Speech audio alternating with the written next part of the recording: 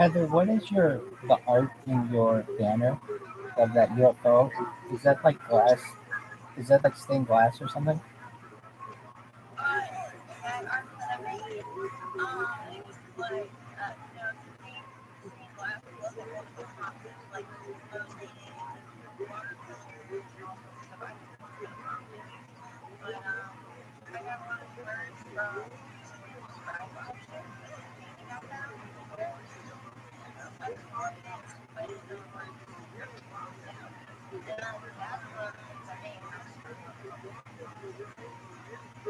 I can see why. It's beautiful.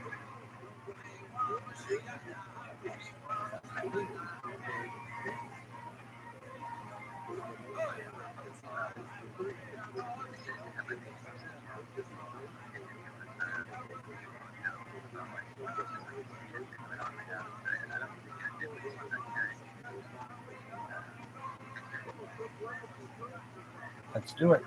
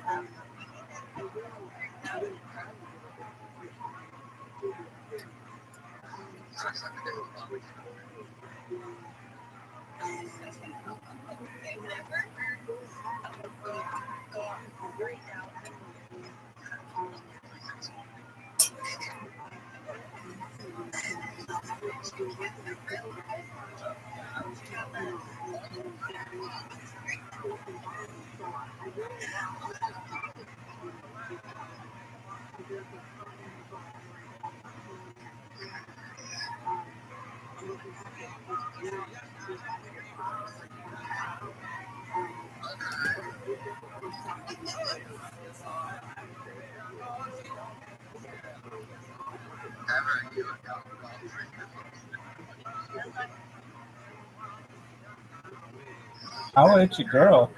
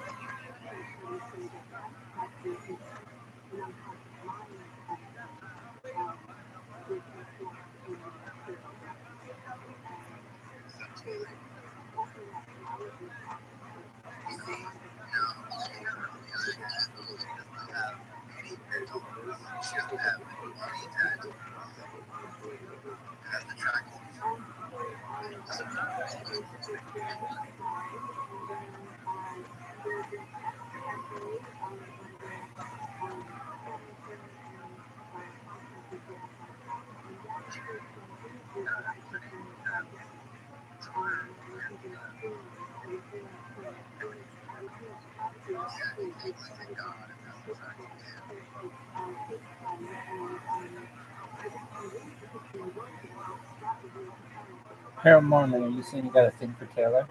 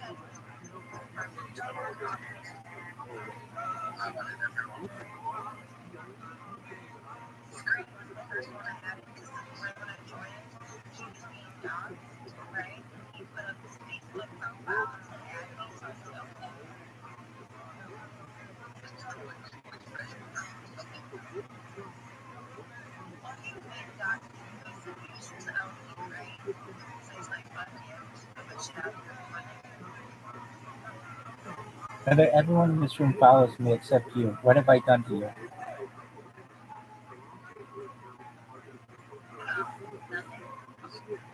One day I will earn your Twitter follow. I could care less about Facebook though.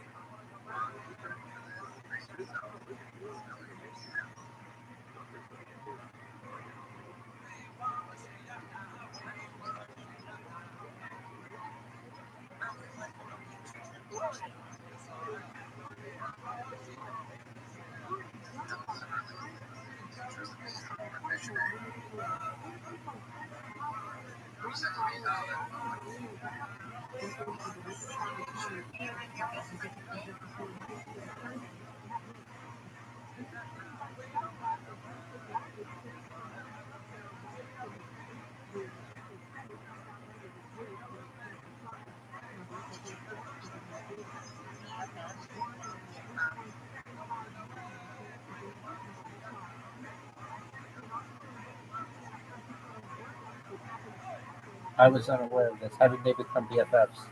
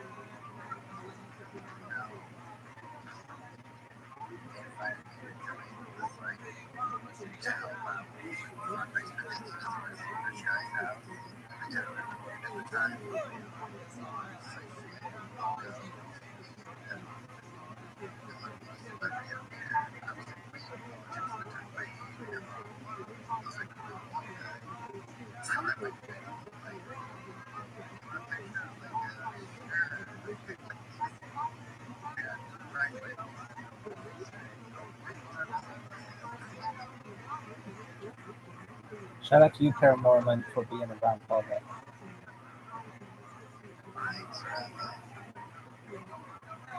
I still believe in the round paw revolution. We need to audit that Federal Reserve.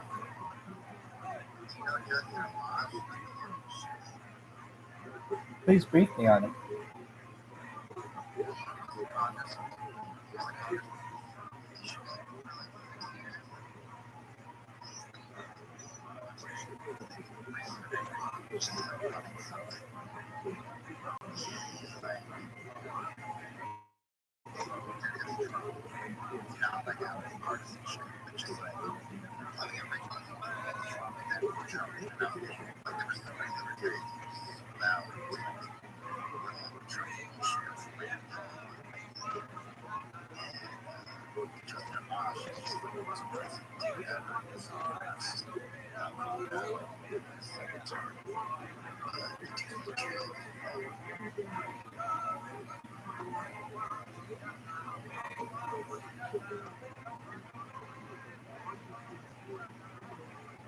The libertarian movement, in my opinion, lacks that kind of leader.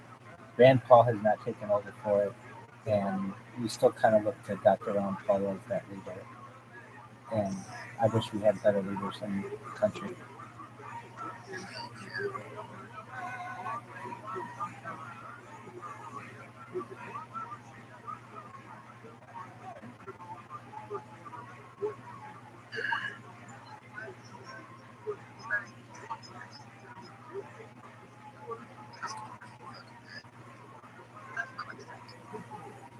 I honestly could get down with Bernie Sanders too in many ways. At least it wasn't one of the mainstream people. Um, and it seems like Bernie's kind of just faded away.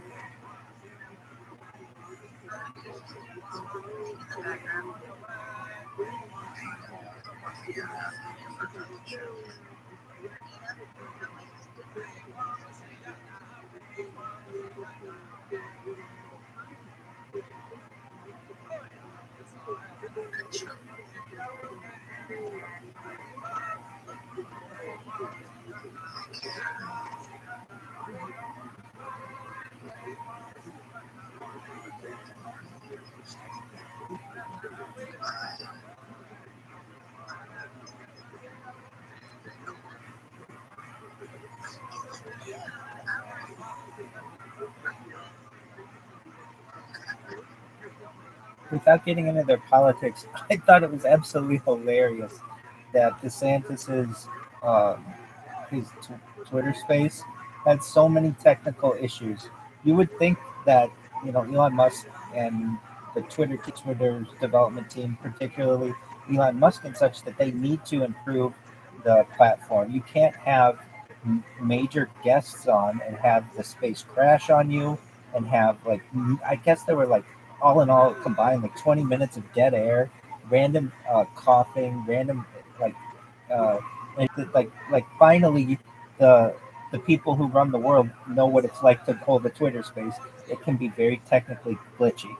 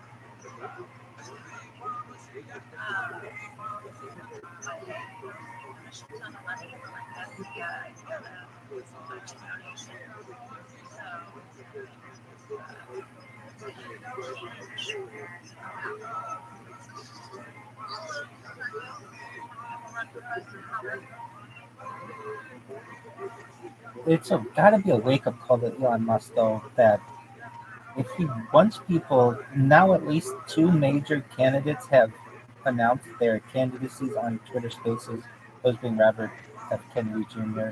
Uh, and Ron DeSantis. People are going to want to use Twitter Spaces for big announcements, big news, but it's just not capable of handling some of the um, the load, I guess, and its capacity needs to be improved. And you just can't say that, oh, we just had so much interest in this that it crashed our servers. Well, then you need to get better servers. You need to use some of that money that you have to improve things, or you're going to continue to look like a joke.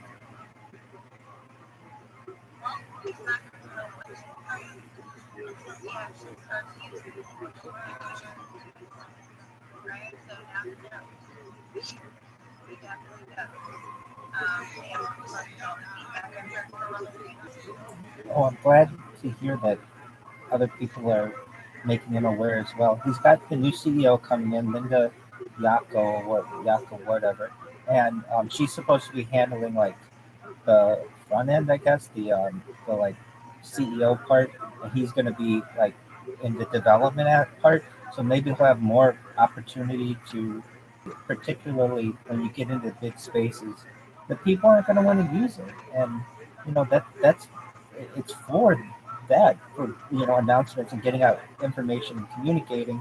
But I mean, I've been in some big spaces as well, and they're very glitchy. The more people that join, the worse it gets as year goes on.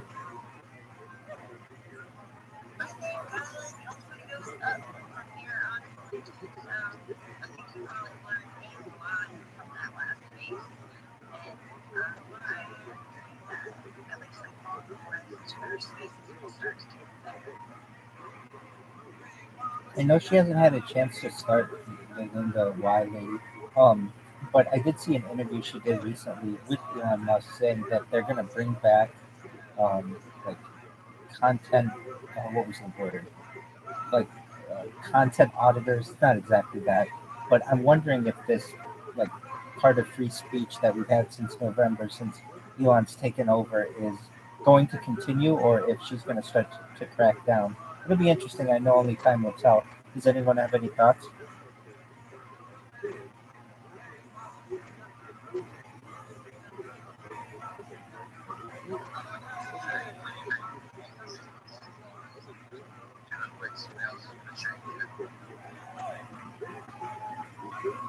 I hope it stays the same.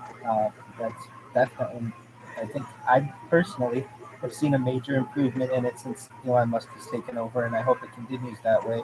Really, the only thing that I think can improve on it is its technical aspects. But from what he allows people to say, I think it's really great.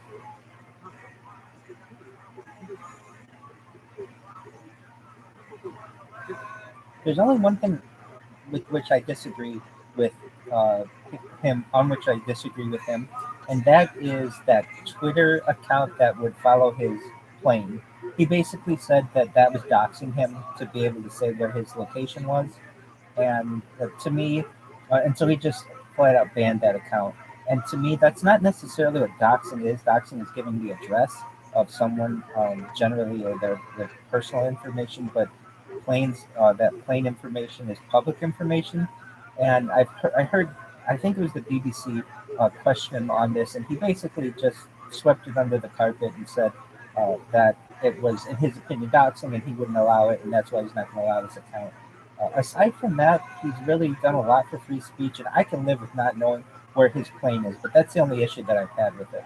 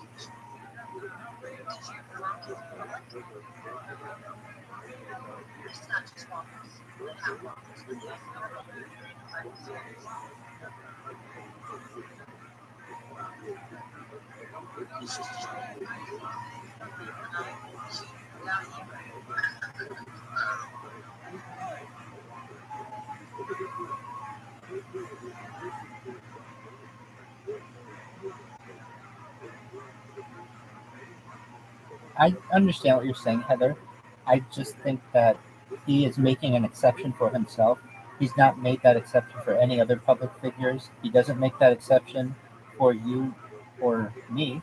And but I understand. I understand why he's doing it. But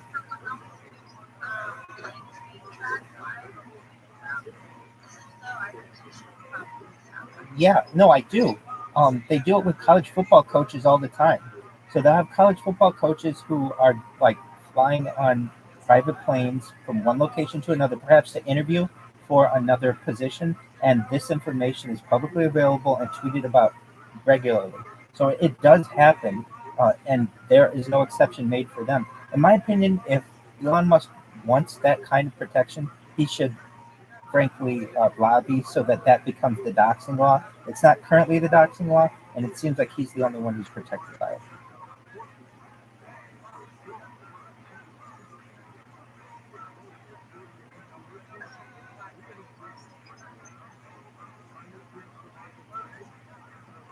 Did you say?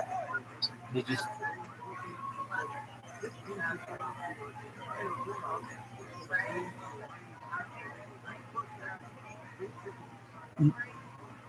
Generally, no.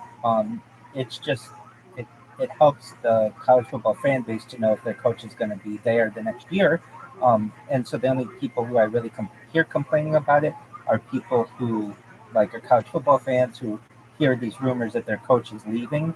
I don't necessarily hear that from the coaches themselves because I think they understand that they're public people. I think Elon Musk has just gotten to the point where he's so wealthy that he's able to buy the platform, and he can frankly ban anyone he wants. And on a private platform, that's his right if he owns it. It just seems like it's for uh, for rules for thee, not for he.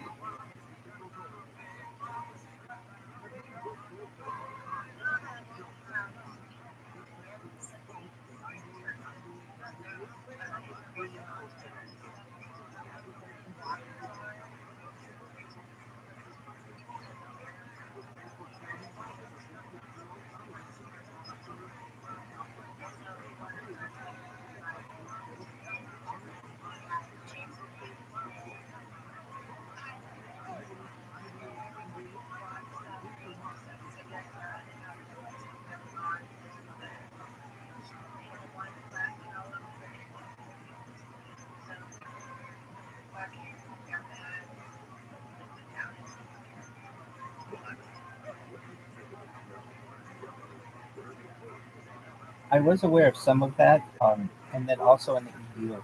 I know the EU just kind of vaguely said to Twitter that they needed to crack down on some of the hate speech that is on Twitter. But that's very, very vague. I mean, what is hate speech? Who defines that? So I'm not sure how much has been a what kind of developments have been able to be made with that. But it does seem as if it's an interesting point in history where you basically have a private corporation that has the type of power that it doesn't necessarily have to do what these governments are saying, but if it wants to be used in the country, it does. So he is bending a knee toward it.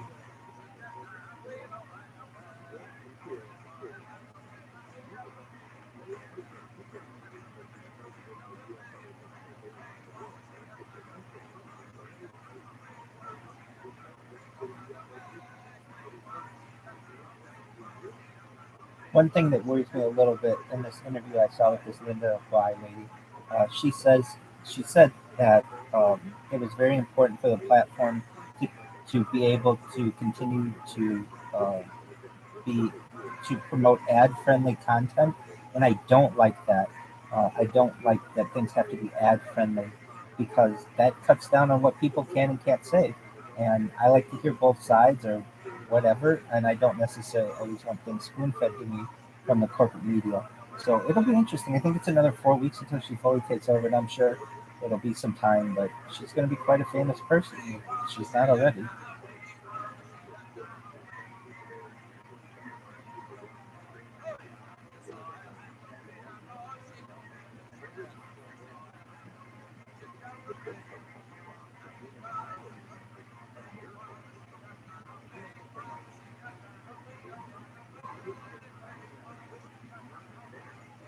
I personally wanted Logan to take over as CEO, but I see that Elon Musk didn't respond to my DM requesting a Logan. Are you there?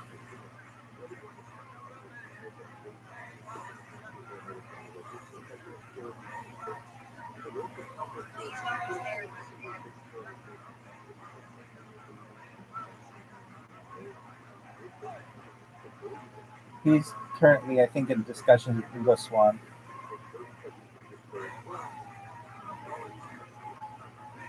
Thank you again, Heather, for the update, for the heads up on that. I figured he was just asking some kind of AI chatbot, but I wasn't privy that Ingo had died, and you enlightened us. Much appreciated.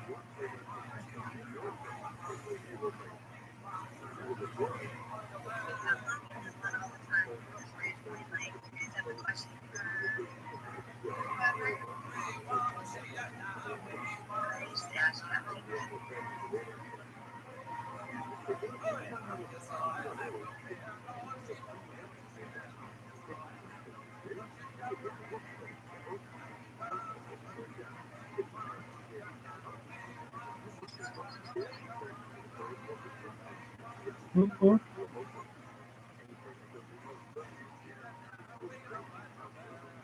Heather, you're in the Chicagoland area. Are you a Bulls, Bears, Blackhawks, Cubs, Sox fan?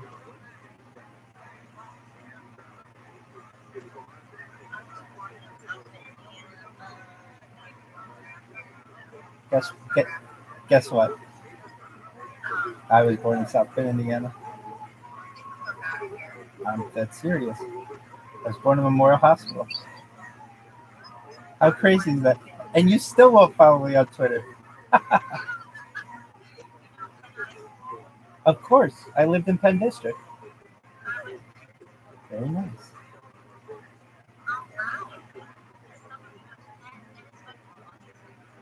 It is. Yeah, no, I definitely know Penn the Kingsman.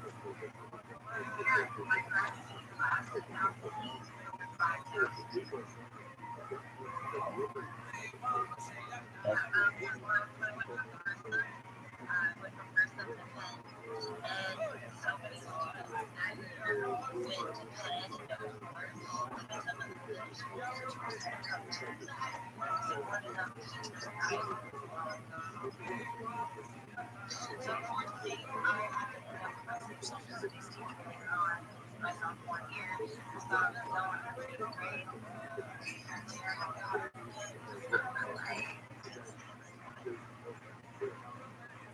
I went to Trinity School at Greenlawn, if you're familiar with where that is, and then I went to University of Notre Dame.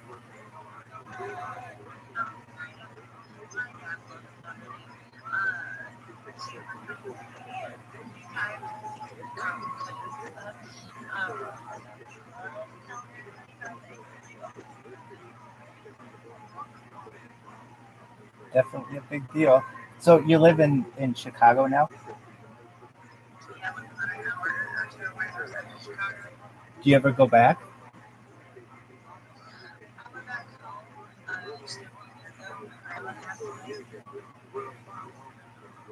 Oh, I'm sorry that you passed away. How were things back in the Bend?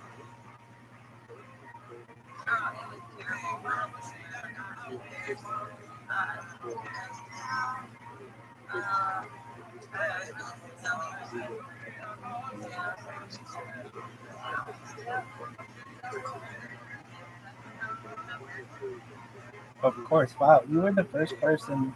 Well, I shouldn't say. There was one person when I first moved back to California. This is like 6 years ago. The first person I was in a hostel, like an Airbnb. First person I talked to in California basically was, I'm like, hey, I introduced myself, and this person is like, I'm like, well, from where are you? And they said South Bending. I'm like, no way. So when you said that, I was like, oh, that's crazy. What are the odds? It's serendipity. Um, I can imagine it's a ghost town. You're familiar with the permacloud, this like never-ending cloud that's basically over the skies from, I don't know, October until March.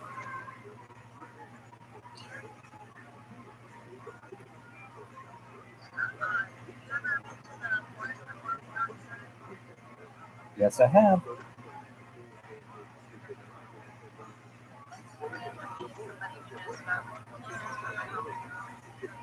I agree. There's all kinds of insider information. I'm trying to think. Like, do you know Nick's Patio? Yeah, I know Dragon Trail. So that's pretty close to Mishawaka, right? I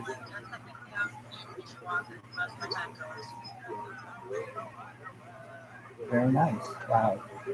It's small world, right? I agree. You enjoy Chicago more? Oh, thank you so much. I appreciate it. I just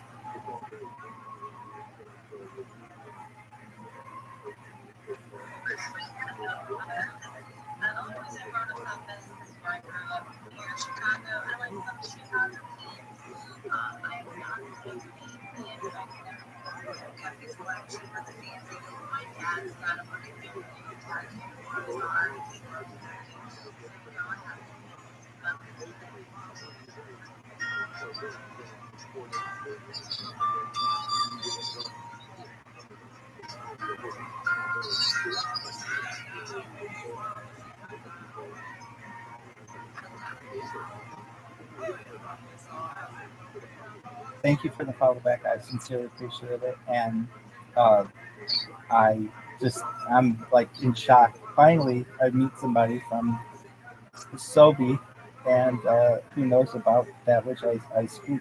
I taught for a little bit in Mishawaka schools. I never taught in Penn though, but they're very good schools. So, did you find Penn was a good school?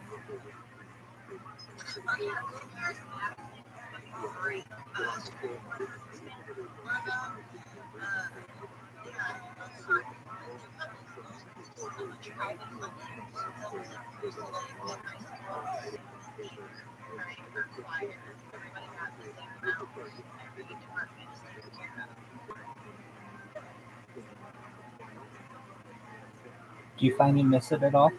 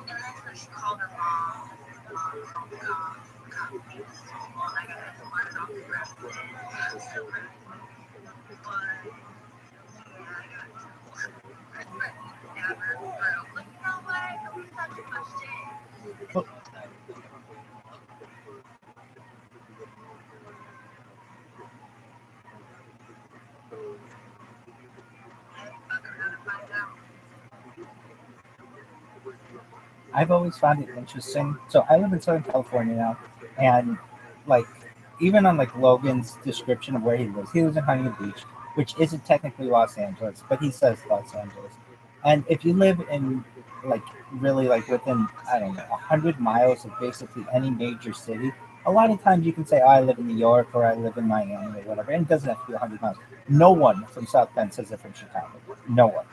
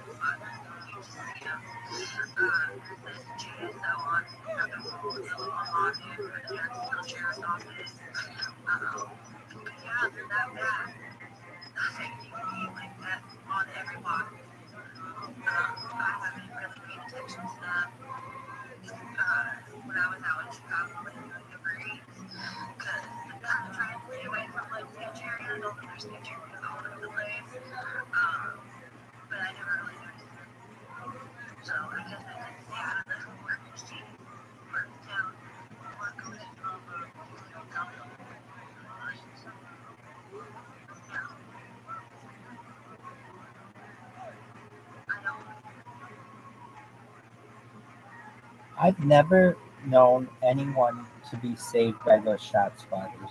I've never known the police to be dispatched because of them. I know they're all over. I mean, I think I've always, not always, but like since in the last 20 years, I think most of the cities in which I've lived have had them. In my opinion, they're just like hypersonic listening devices um, that basically can spy on people. But I've never known any police to be dispatched because of that. Have you?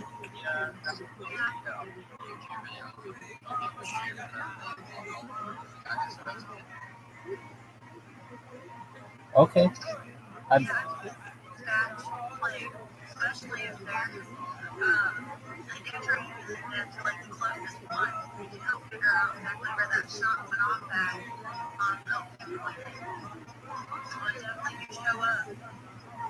in my opinion, there's a Fourth Amendment issue with that, though, because they can also listen in on people's conversations. There's, you should have some privacy in that. They basically are just giant ears to your neighborhood. And at least you guys have known them to be used for dispatching purposes. I've only known of them for perhaps more nefarious reasons, where they're used as like listening devices of covert operations and also clandestine organizations.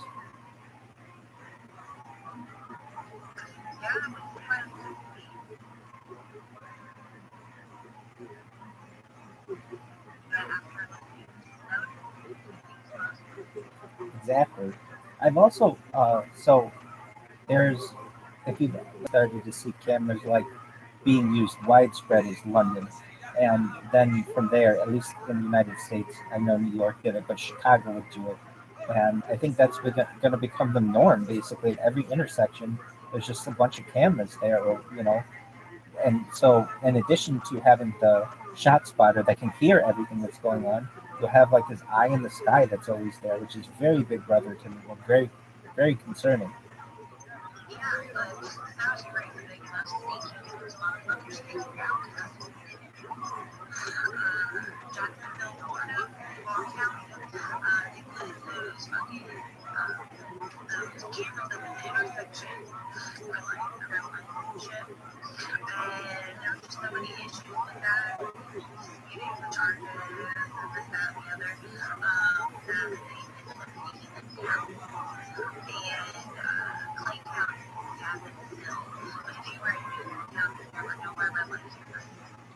Oh, so there's red light cameras, but then they have these other types of cameras that are just there to spy on the people, basically, at intersections.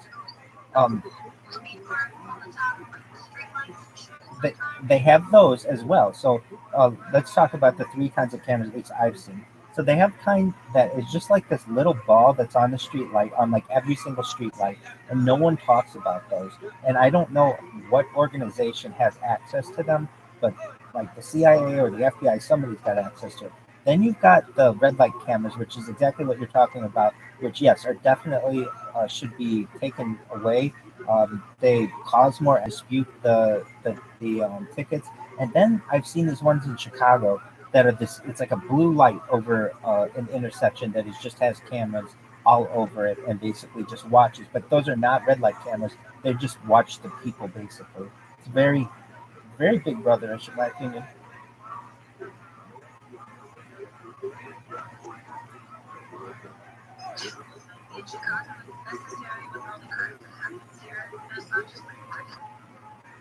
Perhaps I don't know if they're really stopping anything though. I mean, it seems like it's just gotten worse.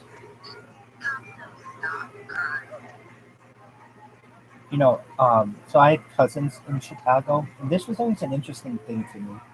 So at least when I was a kid growing up in South Bend, if we saw a police officer, we'd wave to them and they'd wave back. And it was very, like, this is in the 90s, and, definitely things have changed. But I remember once doing this in Chicago with my cousin. He's like, "What are you doing?" And I was like, "What, don't you wave at your police?" And he's like, "Absolutely not. What are you doing?" Like, it was just bizarre to him that I would do something like that, and it just really made me realize that it was probably a more innocent time when I grew up there. But yeah, I mean, it was like the people versus the police when you got to Chicago, and it's still somewhat that way, I think.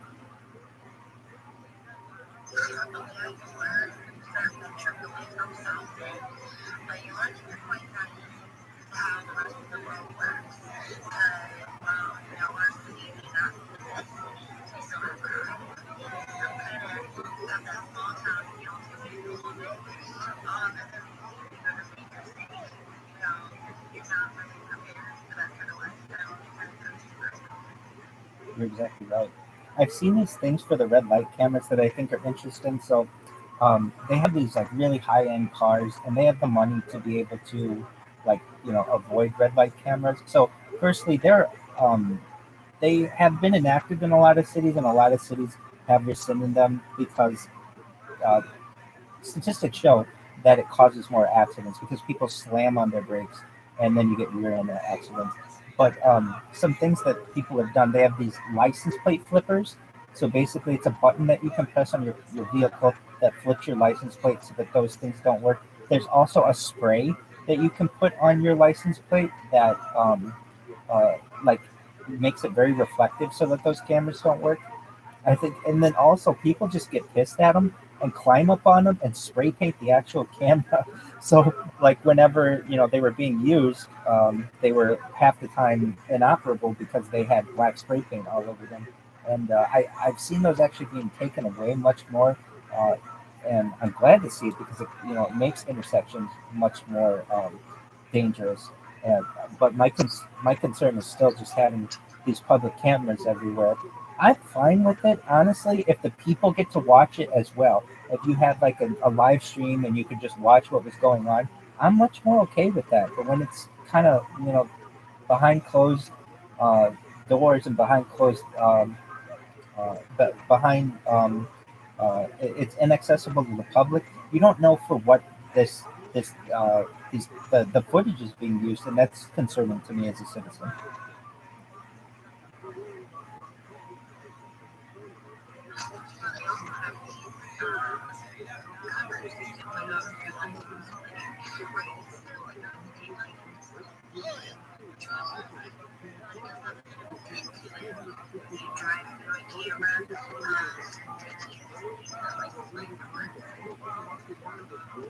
I have seen those, and I think those also help when a police officer is like like checking your speed with that gun. It makes it so that it's not reflected. Usually, they shoot for your license plate because that's the most reflective thing on your car. But if you use one of those covers, like you're talking about, that has that little tint over it, it doesn't reflect as bad. You're absolutely right. Sorry about that. When they shoot the license plate, that's usually what they shoot because it's the most reflective thing on your car. Those covers don't reflect back as easily, and it doesn't allow them to check your speed as well. Some states even make it illegal to have those covers. Uh, One thing that I find interesting: some states you have to have a plate on your front and your back.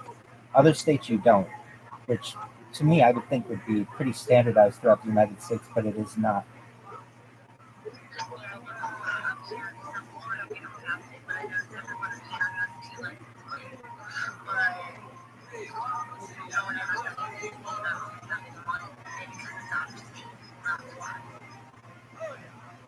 That's probably it.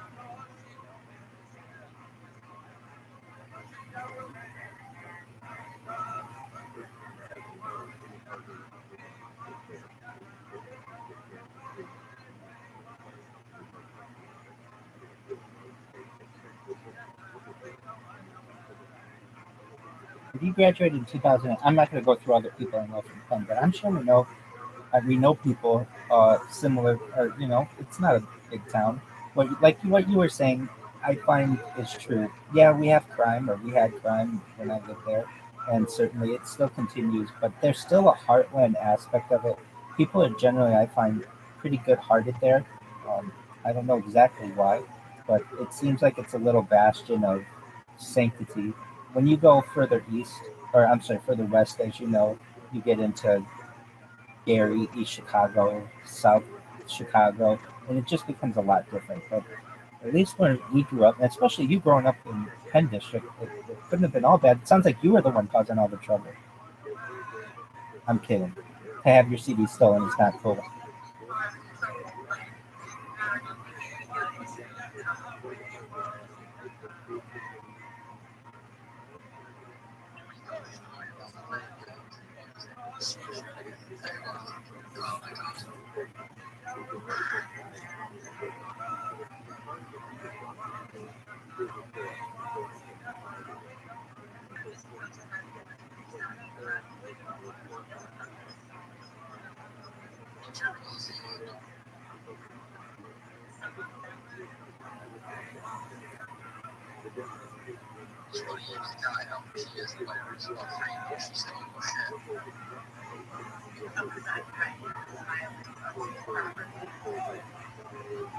I'm in agreement with Lizard. Did did she get in any trouble?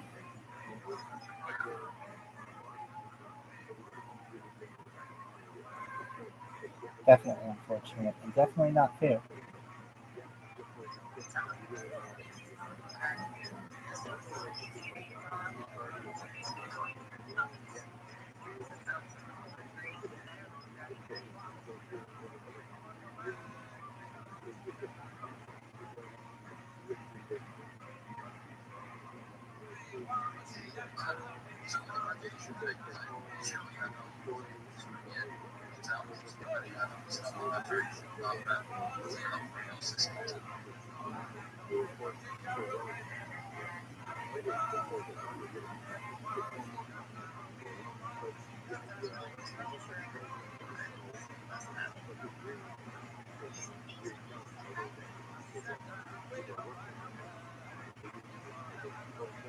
I think it means more though.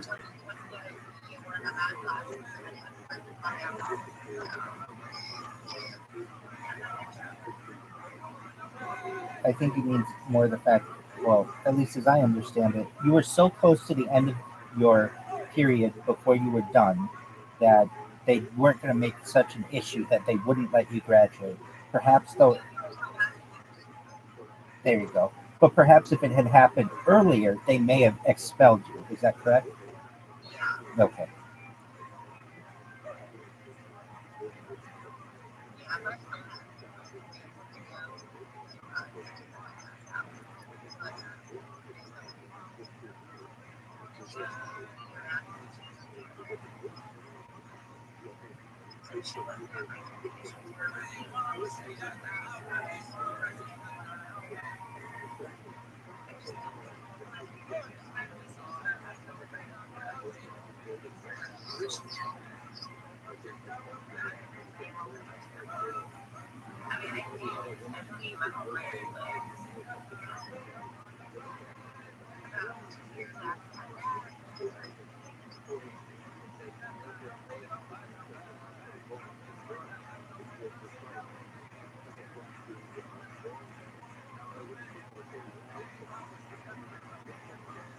I always found it interesting.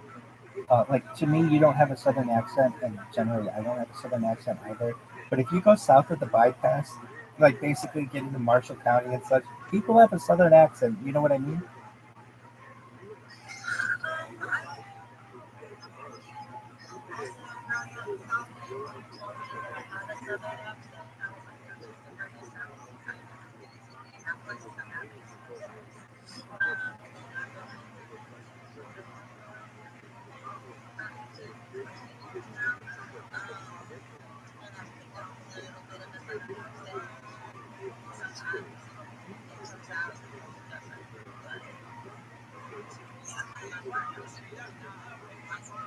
I mean, I can hear it a little bit, but it's not overly like I think you're from the south, so to speak.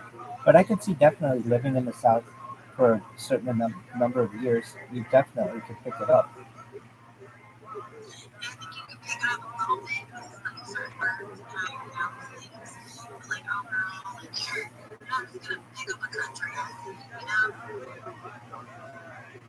Agreed.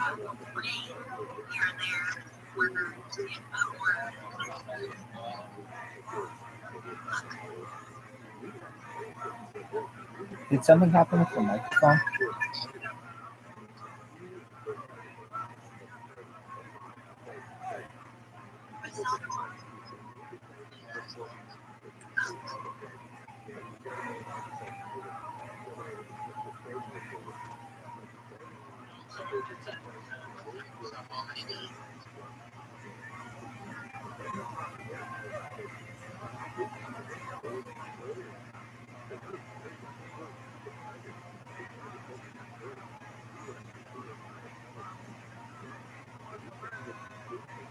Lizard, I see you're a PC gamer. What are your favorite games?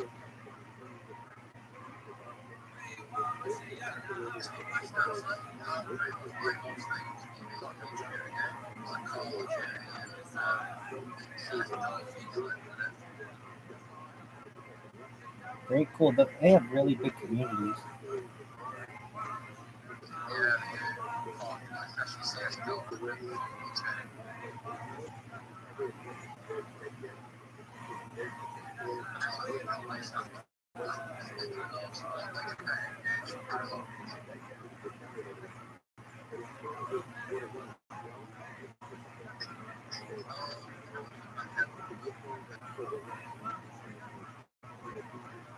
Okay.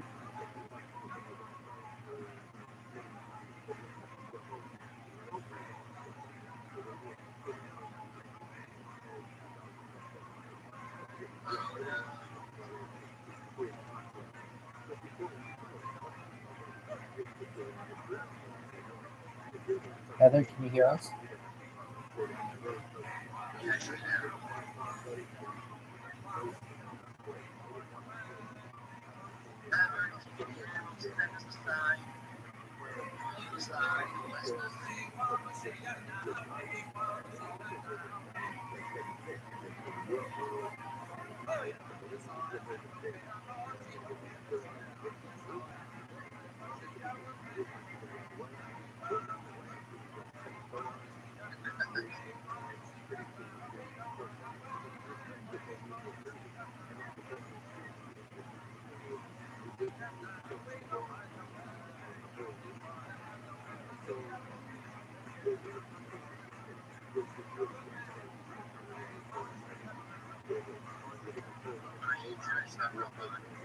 I am.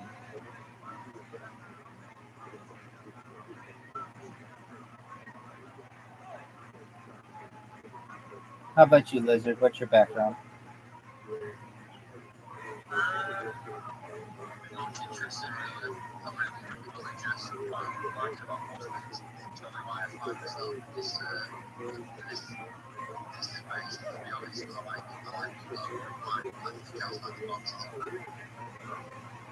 Oh, I definitely think outside the box. I thought you meant like my background. At least my religiously, I consider myself postmodern Orthodox. And what does that mean? Basically, I'm someone who thinks that we're moving as a world towards something called monism, MONISM, which is like a one world religion. And basically, the current doctrines that we have will be seen in the future as just like family traditions, perhaps, that we had. So I'm not as strict on some things as I think other people may be. Those are generally my thoughts on the matter, but at least DNA, I am Jewish.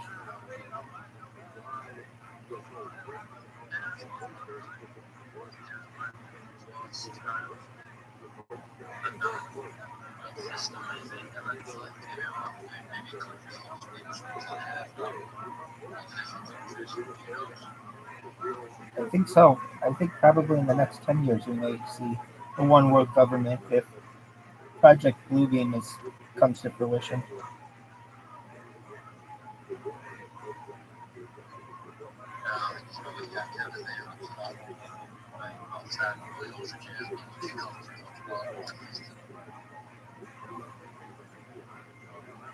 I thought the same until I saw some of the augmented reality technology and also holographic technology.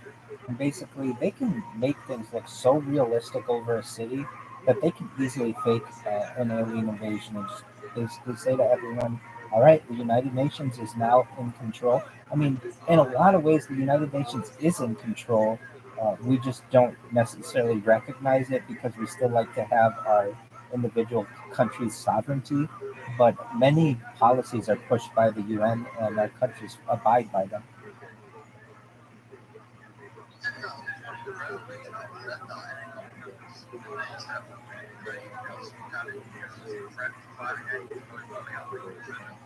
That's correct. It was Ronald Reagan who said that.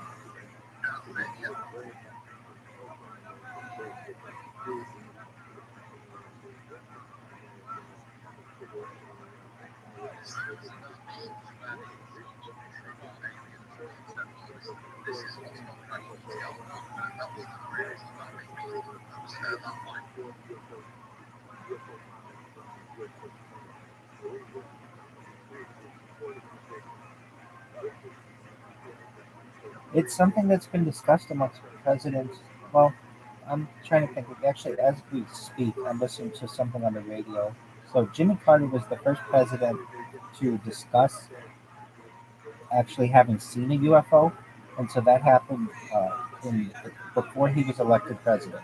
When he was elected president and took office from 76 to 80, basically, he never discussed the issue, but he discussed it after. So there's something like either when you're briefed by the CIA, and the person who briefed him was George Herbert Walker Bush, who would later become president as well. Basically, I think they say to you, you cannot discuss this due to national security. Ronald Reagan discussed it in that speech. To my knowledge, George Herbert Walker Bush never discussed it. To my knowledge, Bill Clinton never publicly discussed it. George W. Bush never publicly discussed it. Barack Obama joked about it on like Jimmy Kimmel, but that wasn't really anything that was like uh, I would say serious. Uh, Donald Trump, to my knowledge, didn't this well. I mean, really, he didn't discuss it in such a way that I really would have thought it was disclosure. And then Joe Biden hasn't discussed it. Does this seem like an accurate timeline for you?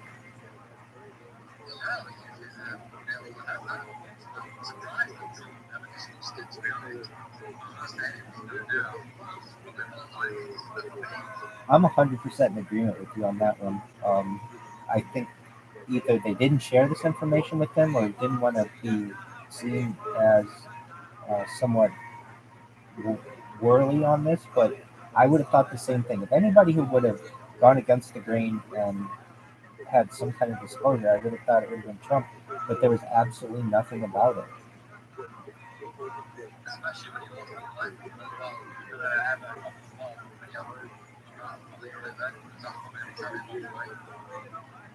Agreed, and absolutely nothing.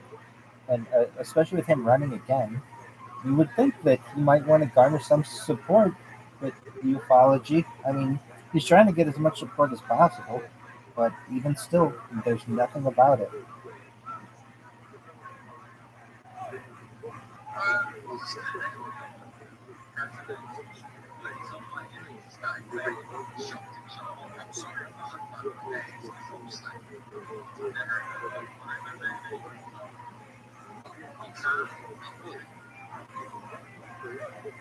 Either one could be. It's been, at least in discussion since the Truman administration. Even before then, well, yeah, but Truman's really the one who kind of made, um, it would have been like Roswell and such during his administration. But and then there's of course the Eisenhower meeting in 1954, allegedly. Like I've done everything I can to look up information on this one. Okay, so we had President Dwight D. Eisenhower, who was like one helped to win World War II, especially in Europe. He takes over as president after Harry Truman, and allegedly in 1954 there was a meeting at Edwards Air Force Base here in California where there was some kind of exchange, knowledge exchange between an alien race and humans, and we got a bunch of technology from them, and in exchange, we signed some kind of galactic agreement that said that they could continue, these aliens could continue to do the abduction program. And so a lot of people think, in addition to what we got from the crash at Corona or Roswell, and we were able to reverse engineer a lot of that technology, we got many of the pieces of technology that would later become uh, trans, transformative in today's society, like the computer, but the transistor and perhaps night vision. I mean, I've even heard like night vision came from reverse engineering the eyelids of an alien. I don't know how true that is, but apparently, like at least from what I understand, one of the presidents actually was like face to face with these beings, which is fascinating to me.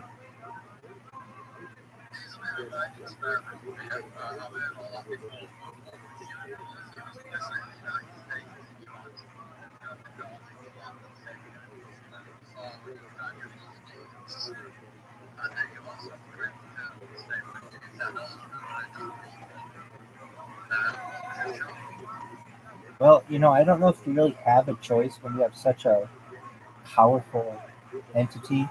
I mean, if you say no, then they're just going to do it anyway. So at least try to get something out of the exchange. I think personally, I would have tried to brace the world for it and announce what was going on. I'm just generally a nice person or an honest person, and I wouldn't want to live this national security type of life that we've had to live since then. But I guess you would have to do what the aliens would want, and I imagine that's what they wanted, which is to be able to continue this abduction program. What would you have done? It's a great question.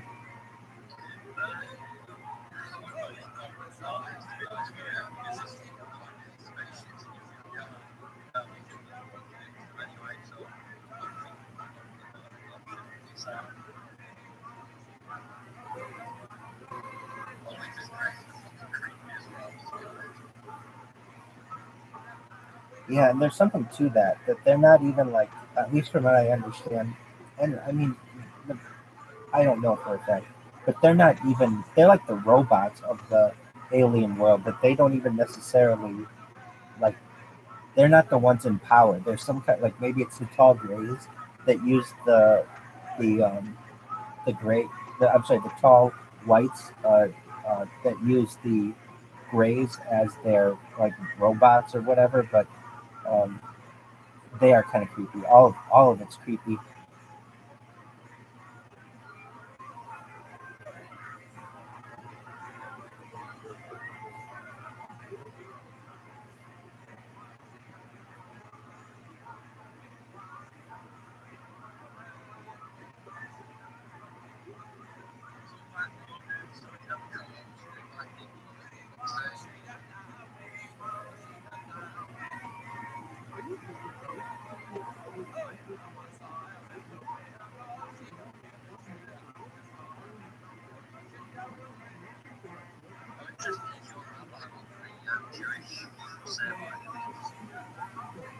It's a great question.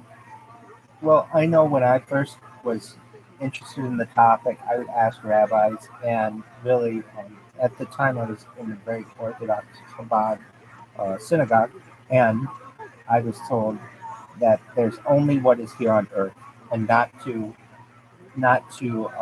peer into what might be in the stars. That all of that will be answered basically when Mashiach comes or when the Messiah comes. And so I know it's a lot more earth based. However, so that's what the rabbis say. But when you talk to the people are much more open minded about the topic, just like you and I are. And I mean, as a Jew, I would say that one of the things that we are taught is to always be questioning. And so when I talk to the people in the congregation, they're much more open minded to it.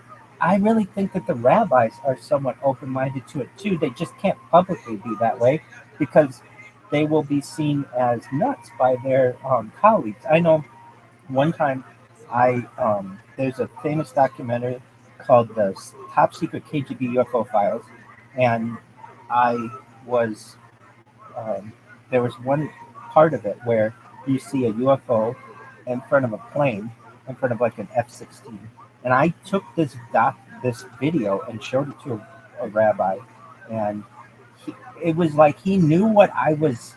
He knew what I was showing him wasn't fake, and what we have here on Earth. But I could tell he was just kind of feeding me a line because he's a very inquisitive person himself. So I think that it's kind of a political. Um, it's kind of political. It would be similar if you were to go to a politician and say, "Hey, what do you think about if I showed a politician the exact same thing?" They're going to say, "Oh, there's only what we have here on Earth. Of course, the science is settled and we know what's going on." But in the back of their mind, there's a lot more that they want to tell you, but they're just a public person and can't necessarily divulge what their personal feelings are. Does that make sense?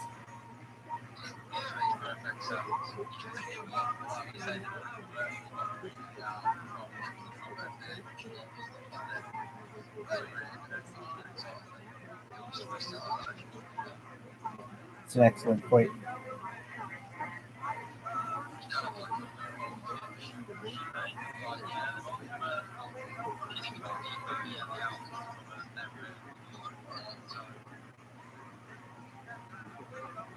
Agreed.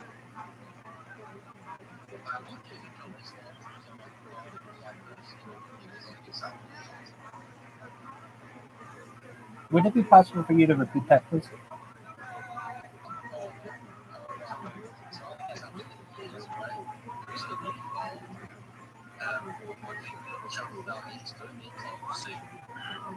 I think that we're in what's called slow disclosure, so that there perhaps will never be a day where you have the president or a prime minister who says, yes, aliens have landed or they've been here since 1947.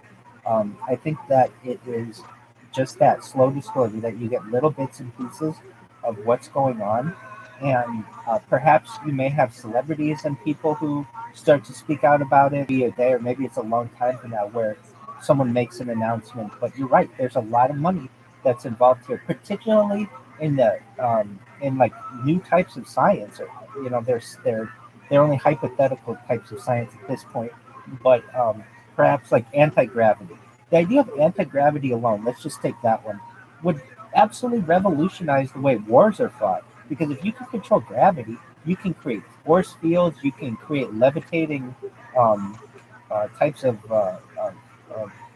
vehicles, and that changes a lot of things. I mean, it would change so many things on Earth that to actually recognize that it's a thing would definitely disrupt the current powers that be. And I think we're in agreement on that. That's why they don't allow anything further to get out about it, even though they allow people to discuss it. And it's in my opinion, it's almost like an open secret that people know about it. You just can't watch it on television. That's what people want.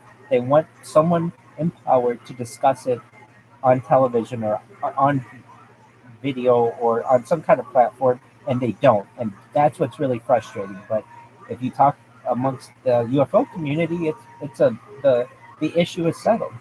What are your thoughts on that?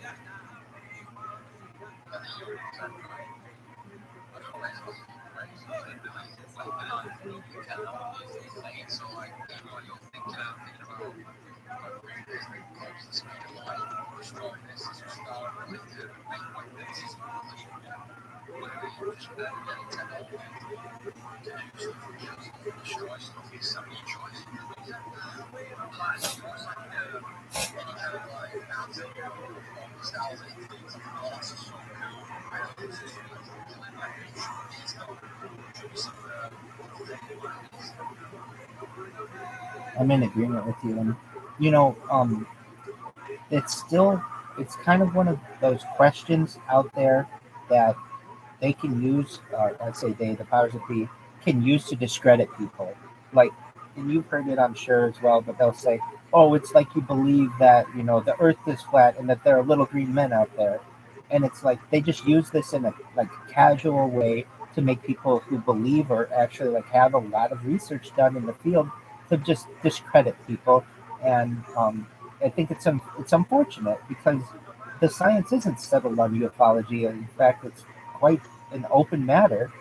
But if you if you're the one who has access to all that technology and you don't want other people to know about it, then whenever anybody brings up the issue, you just basically say that that's been debunked and laugh at them, and it becomes a joke, and that's what they do.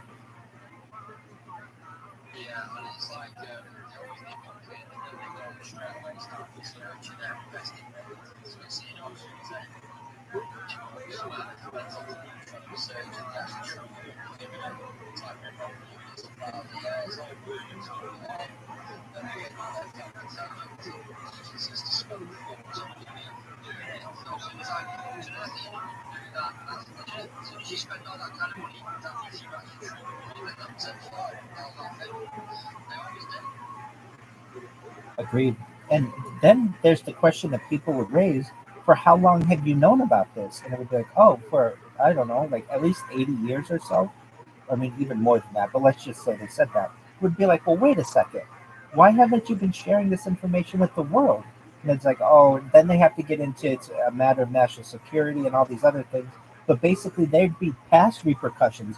People would perhaps, I mean, I know I would want to put people on trial. I think if they came out and said, hey, there are aliens and stuff, people would be very satisfied with that and perhaps would say, look, we're not going to prosecute people for keeping this a secret in the past, but there would definitely be people who would say, I want people to be prosecuted over this. I know what one quote of George Herbert Walker Bush. This is George Bush, Bush number 41, who was president from like 1980 to 92. He said, if the American people knew what we had done to this country, they would hang us by our necks by morning. Basically, there's been a lot of secrets that these guys have kept behind closed doors, and if they actually allowed that information, absolutely will not let this get out under any conditions.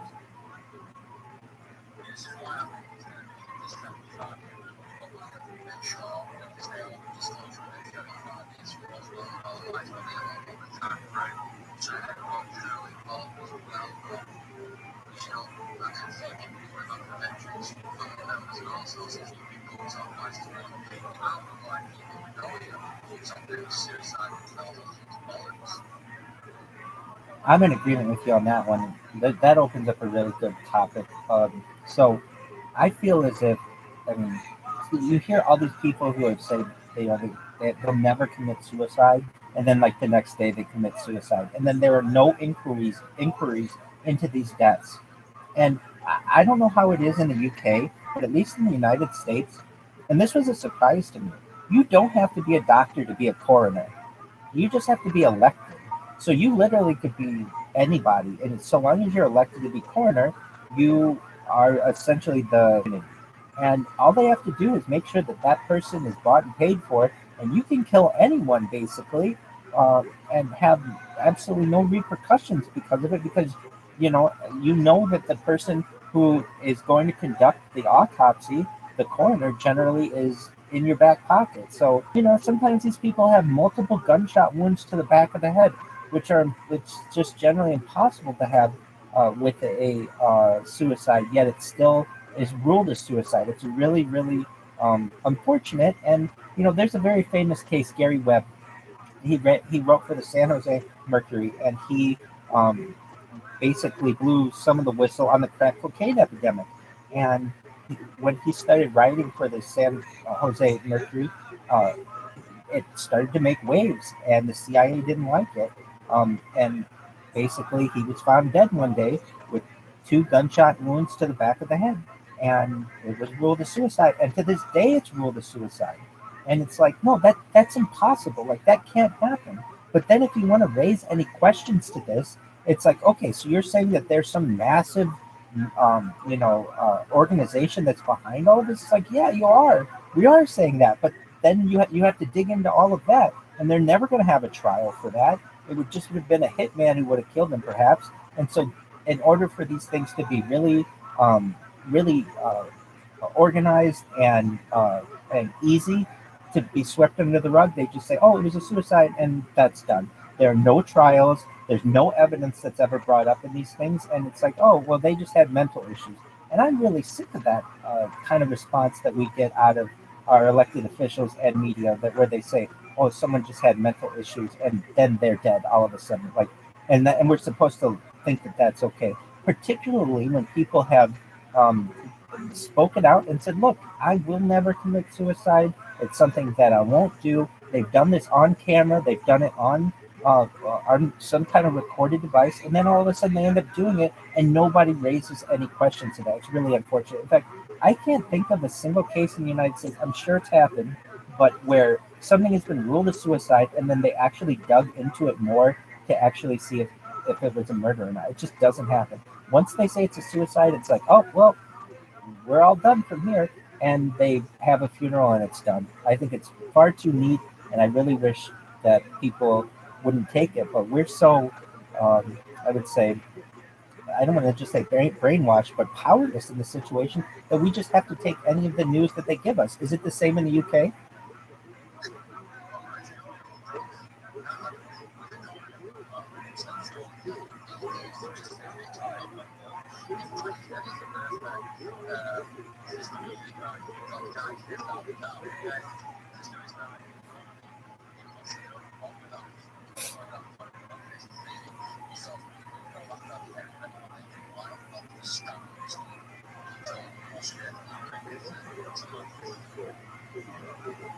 Agreed. Even one of the CIA heads, I think it was James Jesus Angleton, but I could be wrong on that, was found to have jumped out of the window of like the Naval Hospital in Washington D.C., or like in Maryland, and that was ruled a suicide. It's like they'll even suicide their own guys, and there's no way to investigate these things.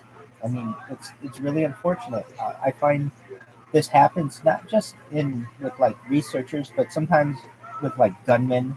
That it's all very neat. But I really think the reason why they do it is because they don't want a trial. Because evidence comes up in trial, you have witnesses in trial, and that's just not something that they want. It's much easier for them to just basically off you, and no one raises any questions. The only thing that you'll ever get, perhaps if you're lucky, is a little snippet on the news, and then that's it. There's nothing more to it, and then everybody goes about their lives because we're all so busy doing everything else.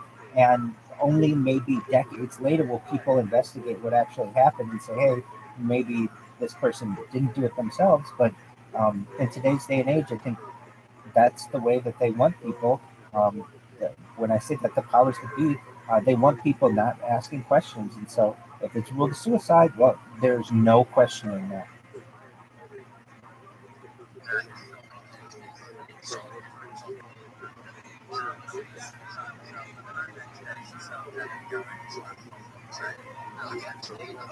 Why? Uh, I mean, that's just, I'm a lot entitled my opinion, but if you look at the body that they used, that they said was his, its ears didn't match. It goes back to our original or earlier conversation where, like the ear had a lobe and like his ears had lobes and the ear on the guy, it didn't even look like him in my opinion. But here's what they do. They come out with these memes saying Epstein didn't kill himself. So then people think, oh, well, someone else killed him. Not necessarily. Nobody ever says that. He still could be alive in Israel or in Antigua or in some kind of other place. No one knows what happened to him, but they basically create this story that, okay, if you don't think he killed himself, well, then who killed him? It's like, I'm not assuming that he did kill himself. I'm not assuming that he's even dead. But yet you can't raise that question. If you raise that question, you have no one with whom to discuss it because you'll be seen as a loon.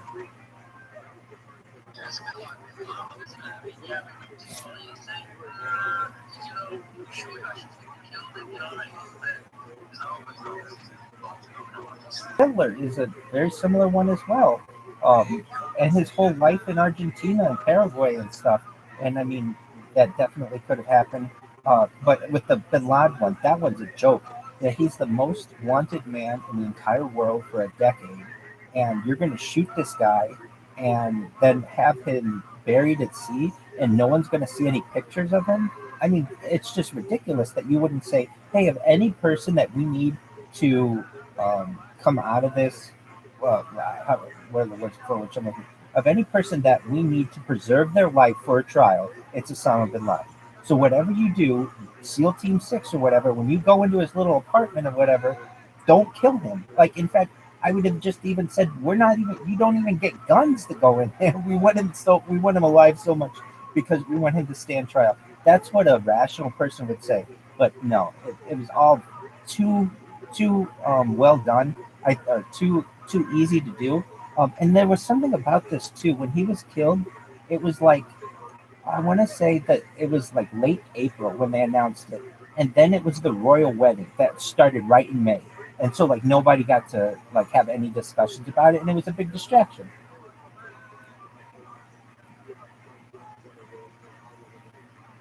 And then the way they buried him, that they tossed his body off of an aircraft carrier because they didn't want it to be like a place where like people would go to mourn was even more of a joke to me. Of anything, if you killed him, that's cool. Sorry you didn't get him out alive, but show his body to the world. They didn't even do that.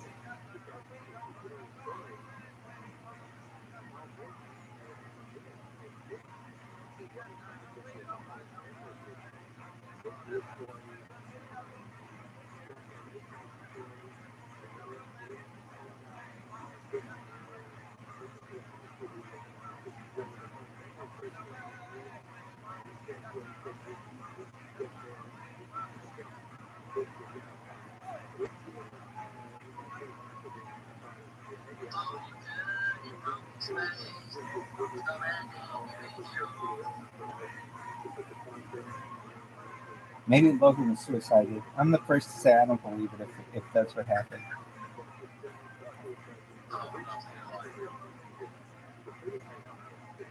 Logan, can you hear us?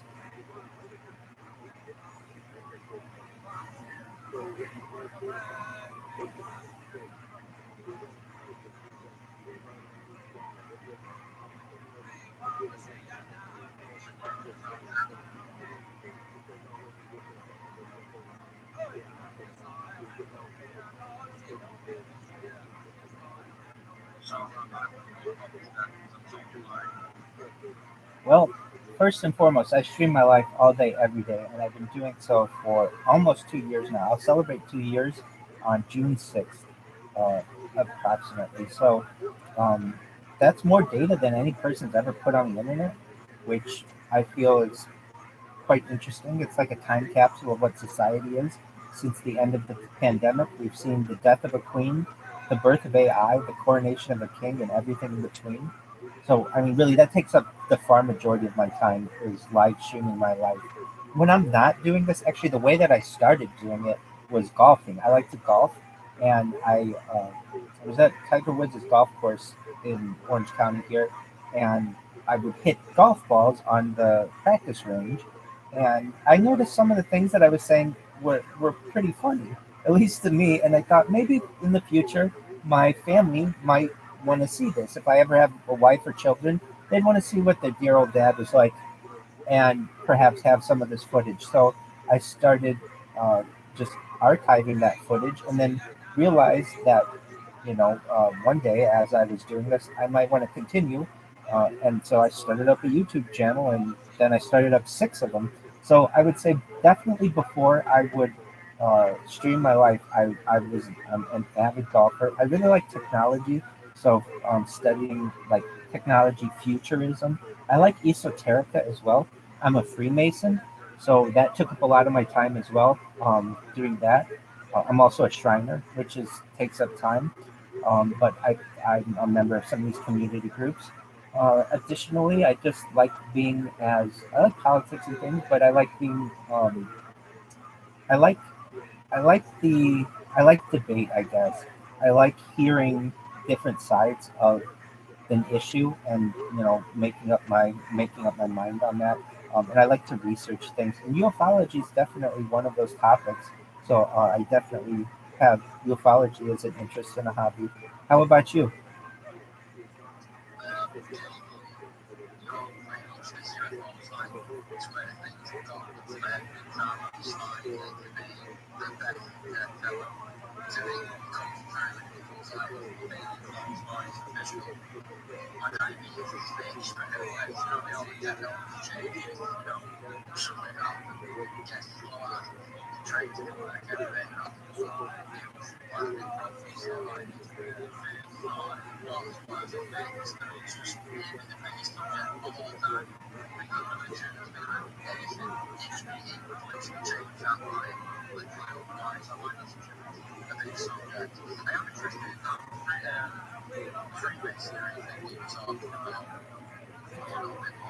Certainly.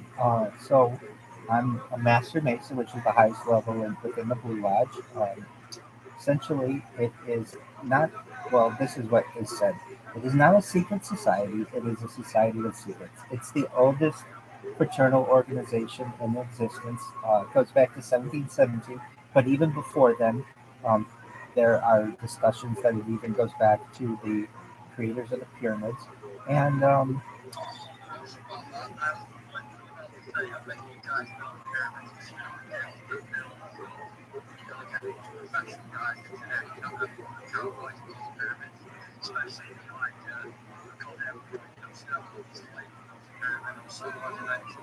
certainly, um, so really the way that, like the history of it, you had basically Egyptian mystery schools of how to build things. There were religious aspects of it too, but it was how to build a pyramid or how to build a structure in a way that it didn't fall. And these were like architectural techniques that weren't taught to the entire community. It was just taught to a certain segment of the community. Of course, that continued uh, in in in kind of undercover to some extent in Rome, and then after the fall of Rome, and then it really got big into the guilds.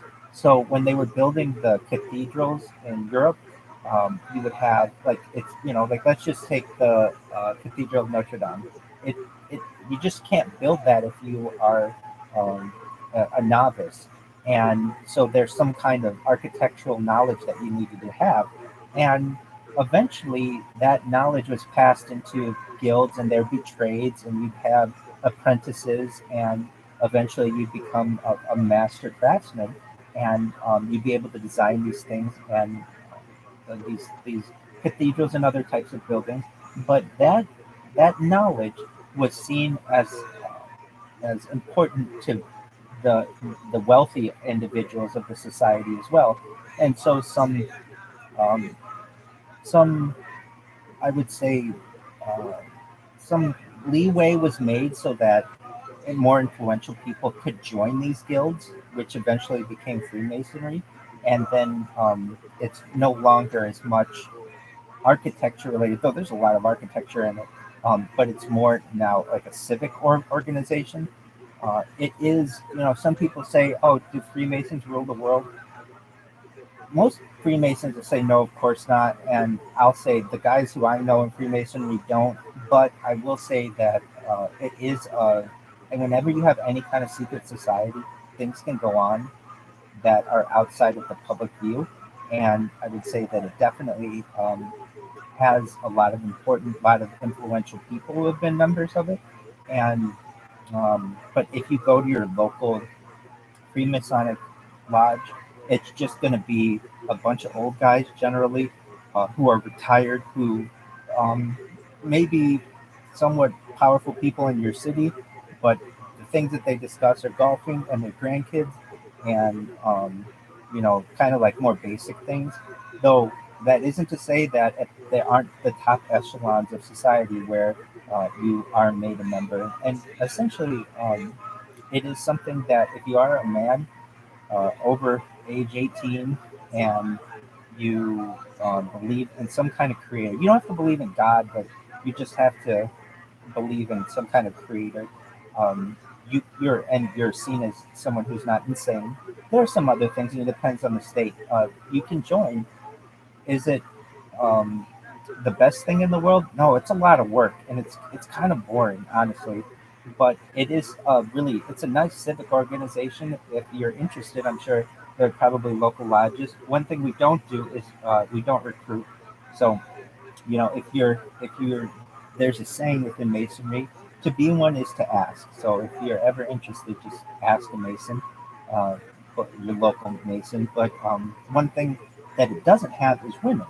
And I know, as someone who at least likes women and wants to be an advocate for them, I was always somewhat disappointed with this. That why aren't women involved? And it really comes down to if you have a group of people and you have of both genders, those genders are going to date. They're going to mix, and what ends up happening is you'll have people who will marry and get divorced, and it can cause a lot of dissension within the lodge. So there are women uh, organizations that are very related to Freemasonry. They're not the same, but it's known as the Rite of the Eastern Star.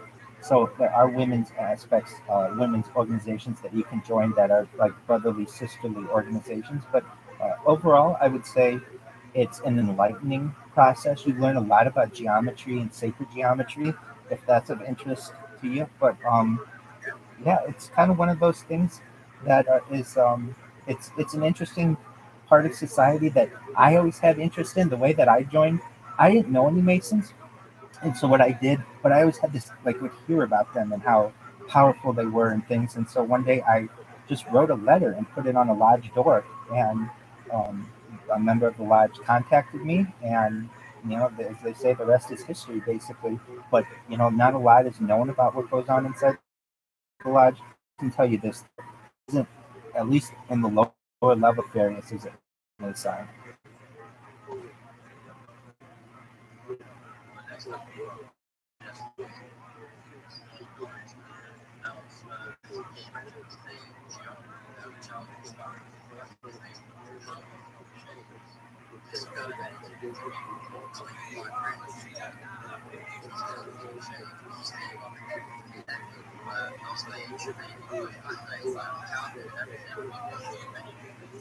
Yes, so that was one of the major reasons why I joined, because I would see different like shapes in even like corporate signs or ancient signs, whether it's the circle, the square, triangles, um, the like the hexagon, and I was always interested in like why were those chosen, what were their meanings, how were they made, and so yeah, you learn some of the histories of those things, or like certain patterns. Like I would notice like checkerboard patterns, and I would be like, well, why is that used on that floor? Or like I would see like a coronation of a king or anything really like royal related. It all had a certain type of order, and I was really interested in that order.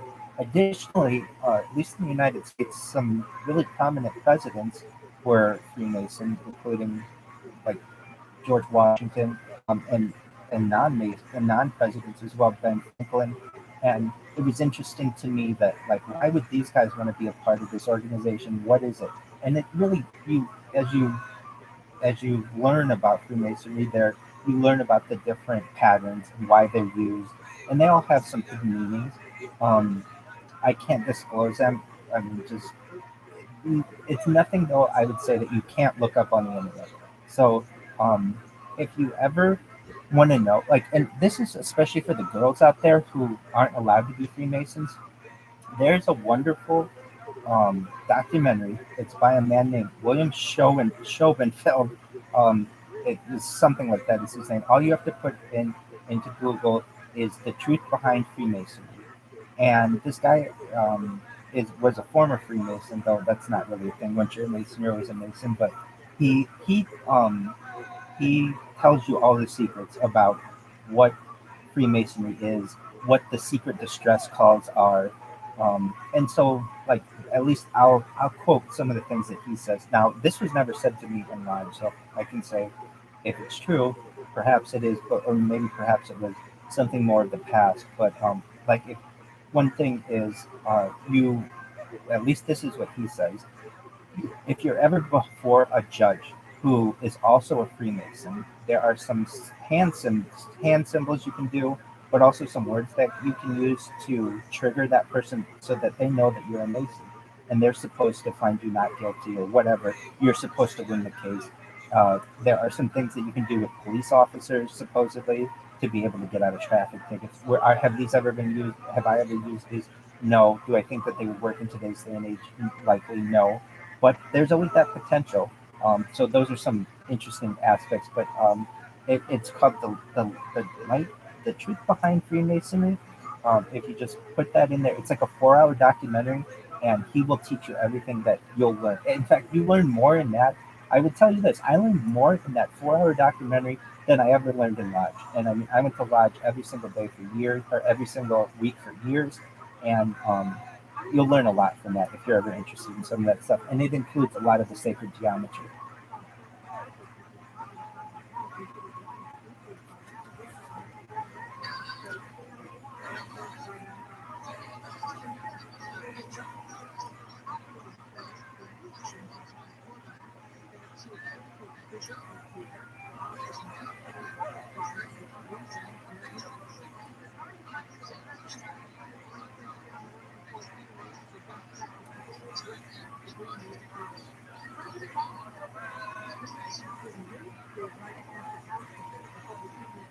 Yeah, so it's very it's very I would say a lot of architects are Freemason just because a lot of that secret knowledge comes from uh, ancient architects and has been passed down.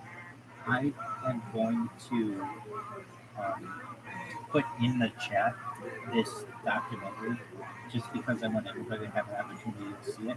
And so if you are interested, it is 4 hours or so, but it'll teach you all the stuff that you'll ever learn. Just one.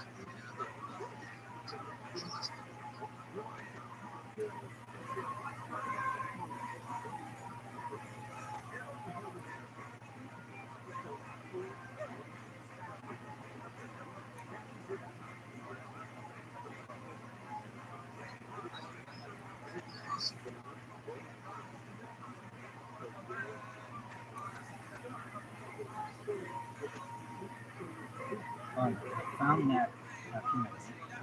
It is called The Life Behind Freemasonry. It's by Schoenfeld. And we post that right now. The reason why I do is this is he put this out, so he's the one who tells you all the secrets about it. And thus, as a Mason, I'm not I can't get in trouble for it. But I really feel like it's unfair to a lot of women out there, particularly that they're not allowed this information. And I would, if I were a woman, I would want to know everything that's going on in the world, and it's unfortunate that they aren't allowed in some ways. So, if you want to know what's going on, this is this is this is more than you'll ever know. It's very interesting.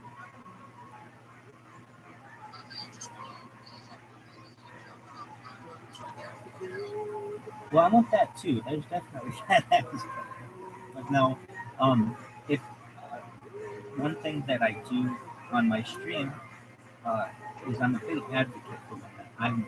This hasn't been passed in the United States, but it's called the Equal Rights Amendment.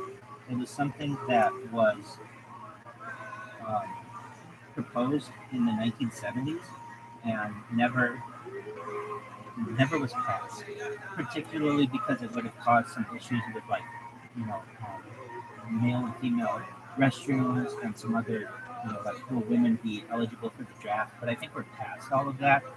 Really, as an advocate for women, particularly, uh, I know what I go through on a daily basis with uh, different platforms and how they can cancel your account really for any reason.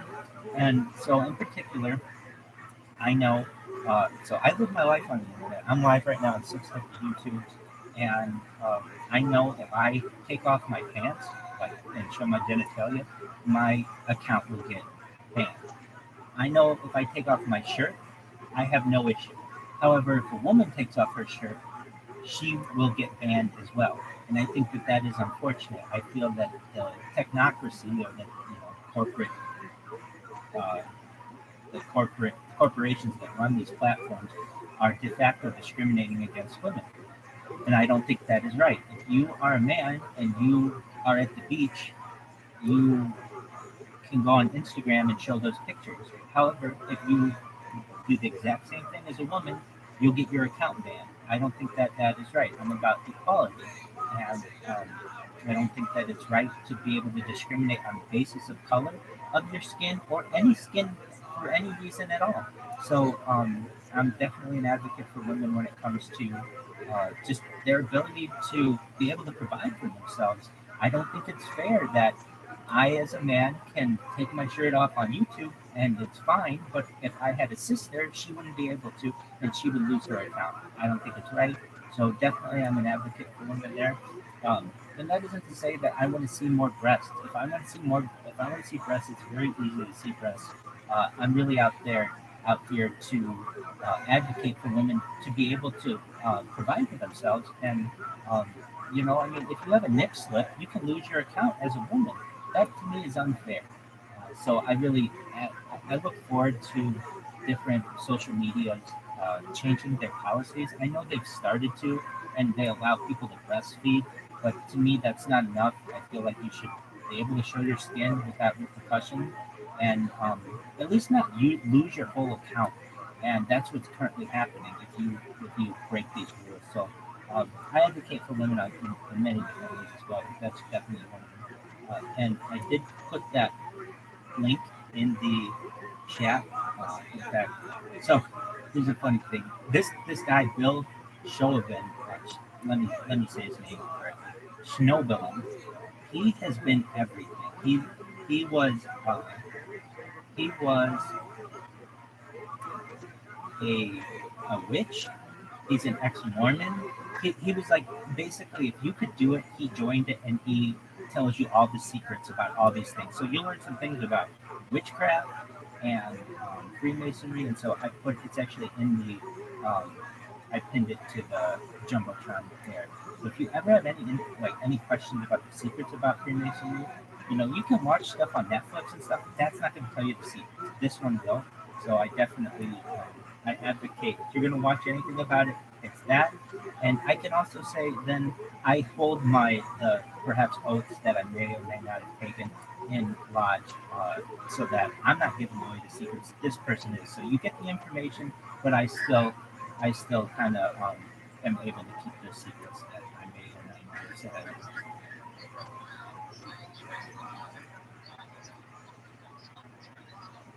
That's absolutely right. There's nothing that says you can't do that in lodge. So until they make a rule against that, I don't see that I've done anything incorrect.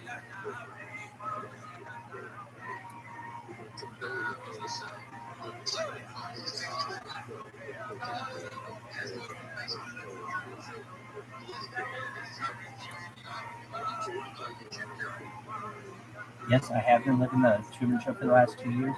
Well, it depends. I have multiple YouTube channels going at any one time. I could have a few people who are watching me, a few, maybe two or three on each channel. I have over 2,000 followers on one of my YouTube accounts. I get another 1,000 followers on another YouTube account. It's difficult because I'm just living my life on a daily basis, and I'm not someone who's famous, so it's just basically kind of boring to people. I certainly understand. However, it's boring now. In the future, we'll be able to use AI to be able to edit the videos so that you get, and this is currently done. Basically, I can put a link into YouTube of a 12-hour video of mine and get a 3-minute short where it picks up the highlights of the day. Is it that good? No, because the app is in beta and it's still working out some of the kinks. But perhaps in the next year or two, it will definitely be something that people won't have to watch 12 hours worth of footage to see what I did in a day. They'll be able to get a little highlight reel in a YouTube short, and it's much more digestible. I mean, what we've just discussed over the course of the past few hours is really interesting information, and a lot of people would be interested to see it, but they don't want to watch 12 hours of me, and perhaps 8 of which I may be sleeping, and I certainly understand that. So I look forward to AI to be able to help with a lot of this, particularly the editing. I like to say I'm all content. I don't have time to edit. Have I edited in the past? Absolutely. But it can take, hours to edit a video, and that's just not prudent when I am really just doing this to get out as much data as possible. And according to The Economist in 2017, and I'm in agreement, data is Earth's number one resource. It's more valuable than petroleum, than gold, than platinum, than anything. And I really think in the future people will study this in an academic sense. They'll watch what my eating habits have been. They'll watch what my sleep patterns have been. Not just mine because I think I'm great. By no means anybody who would have done this because it's such an amount of human data. We've never had this much to be able to study. And particularly, I don't just stream on one stream. I stream at any given time on 6 different streams, and that's just on YouTube. I also, and like, why do I do it on 6 different streams? I like to have different angles because I think in the future people may want to live my life virtually, but also I want to make sure to capture everything at 360 degrees. So I have cameras in front of me, I have cameras behind me, I have cameras to the right, to the left, I have a camera on the ceiling, and I have a camera that records what I'm doing on my computer screen. So basically, you have like a virtual world of mine, and if you'd like to in the future, to be able to see what life is like. And in the same way that people have uh, documented life through cave paintings, in prehistoric times, and in mosaics, um, and then in the first photographs, and then the first videos. We look at those in today and consider those to be really, really important for how society was viewed. And I really think in the future generations from now, perhaps will think the same thing of what I've done now. because they'll be able to watch it in a really nice edited form because of AI, and really have a nice grasp of what life is like, in addition to many of the things that we don't currently know that cameras can do. So right now we just see cameras, it's like a um, two-dimensional portrait of like image of someone. But cameras will improve to the point where you'll be able to zoom in on things like at really amazing rates. You'll be able to take the like perhaps my cameras aren't always in 4K and things like that, but in the future, all images, all video, you'll be able to make 8K or whatever you want, 4K, 8K, whatever, instantaneously through AI. Um, Additionally, you may be able to see what I'm thinking in my mind using AI in the future and different types of cameras and perhaps augmented reality aspects. You'll be able to know what the temperature is. You'll be able to know what my temperature is. You'll be able to know the wind speed. There'll be all kinds of things that cameras will be able to detect in the future that we can't currently. So I'm banking on a lot of that, and perhaps one day I may be the most famous person on earth, and perhaps as well the wealthiest person on earth. Because if you go to the Bill Gates quote of the 1990s, where he says content is king, well, if that's true, I have more content than any person ever uploaded in the history of the internet, and that may perhaps make me a wealthy person someday.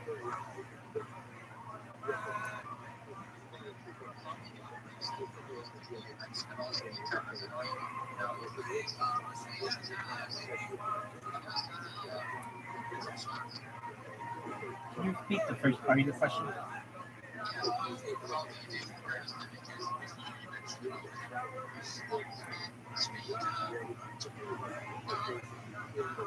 Ah,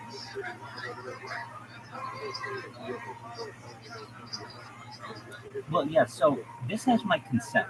The fact that I give my consent to do all of these things, and I understand that in the future we might be able to, view me in an augmented way where I don't have clothes on, where I have different clothes on, where I don't have glasses on. Those are all things that I consent to.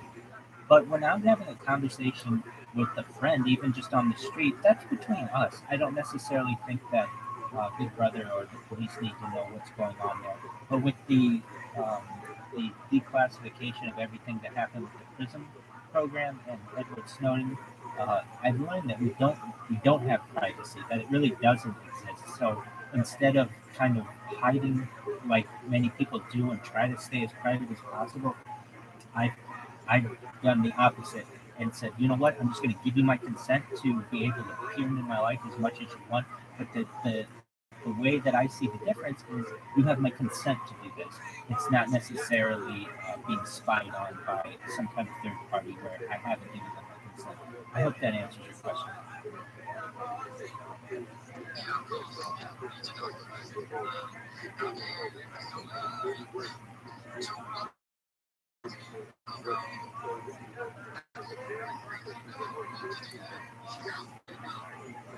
It's a great question.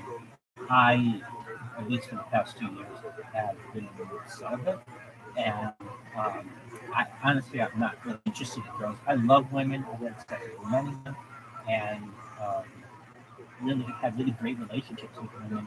And that's kind of one of the reasons why I'm able to do this, because I've never hurt anyone. I've never cheated on anyone. I've been very honest in my previous relationships, particularly with women. And so, at least I kind of am looking at the benefits perhaps in the future of, I might be someone who, if I'm famous or wealthy, I might be in high demand. So it may be a sacrifice that is perhaps will be beneficial to me. But really, currently, I see what I'm doing as something that is bigger than something that I want to just have a relationship with someone.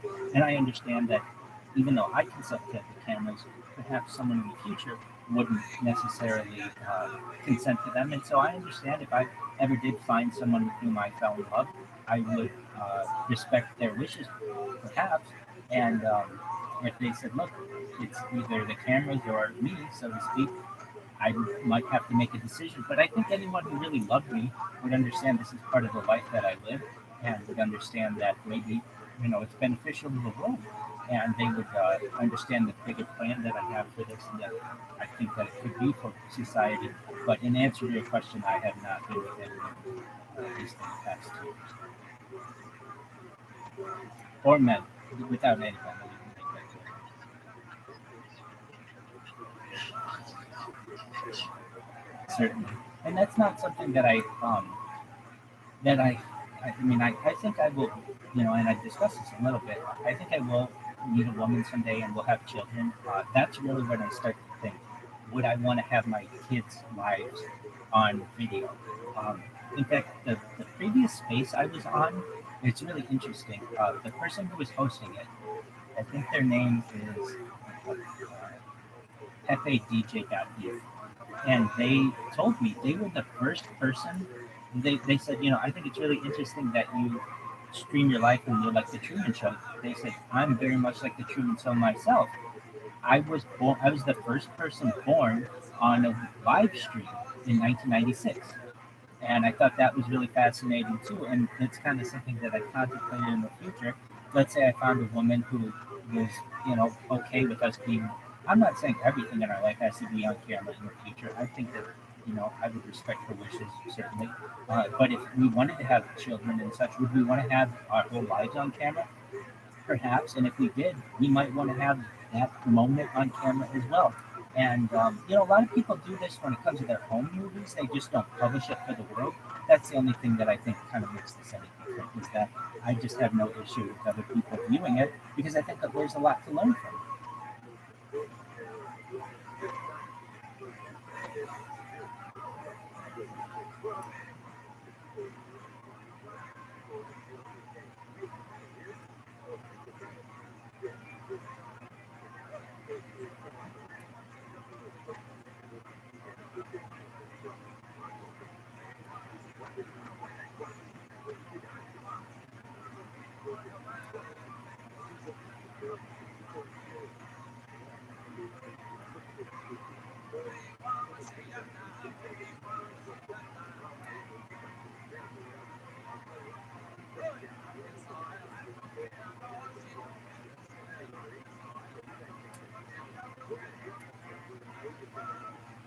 Liz, you're a child of the 80s.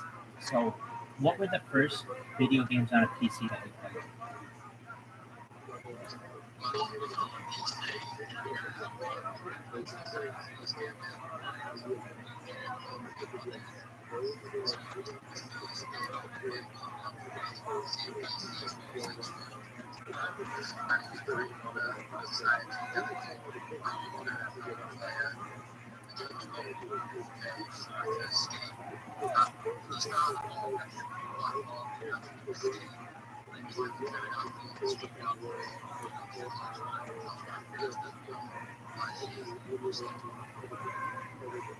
Did you ever play Age of Empires, Age of Kings? Very well. I love those games. I'm in agreement. Sid Meier's Civilization. Same.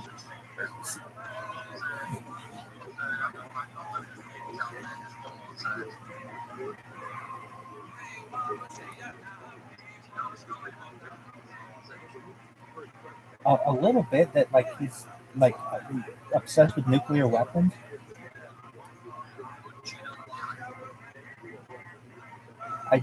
I thought it perhaps was programmed incorrectly, but please brief me.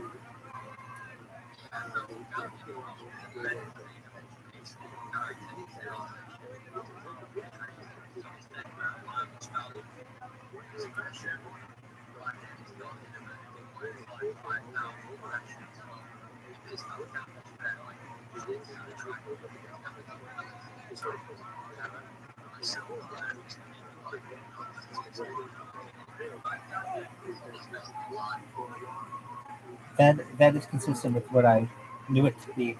I the first programming I've ever done was in I think it's Civilization 2.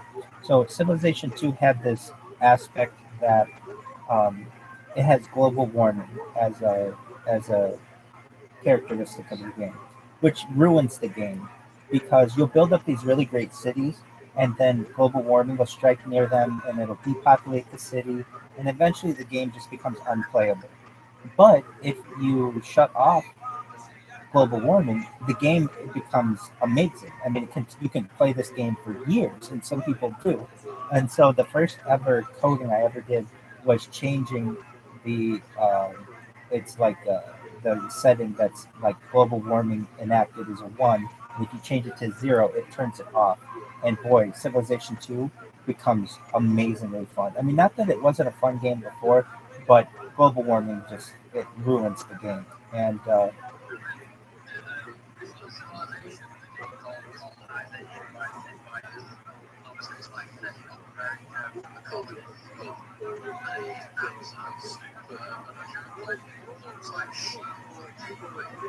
I have played it. That's the one where you have like a certain amount of time where you have to get your colony set up before the colonial powers come and attack you, either England, France, or Spain. Yeah, that is a wonderful game as well. I like it a lot.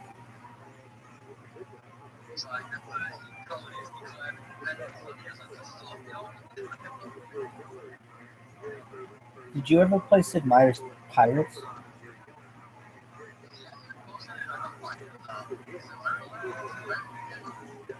I agree. It has lots of aspects to it where you're able to sword fight, you're able to trade and do all kinds of things. That's a fun game. And then he has a space game. Do you remember the name of it?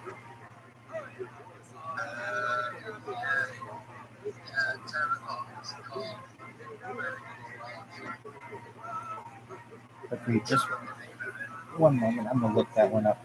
Um,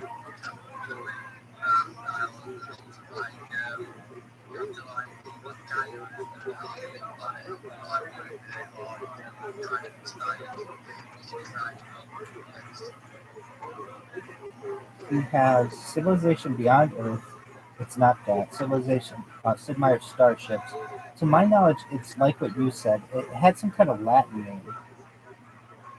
Uh,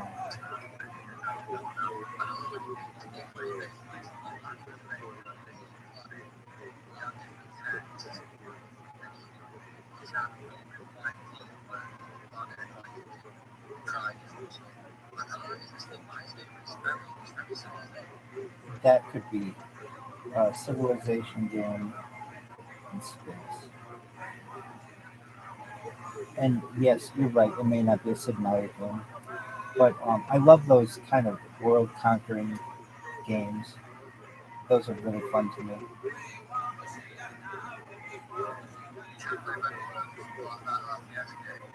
Um, I think once or twice. We didn't have much money growing up, so I can't say that I had all kinds of opportunity to play them.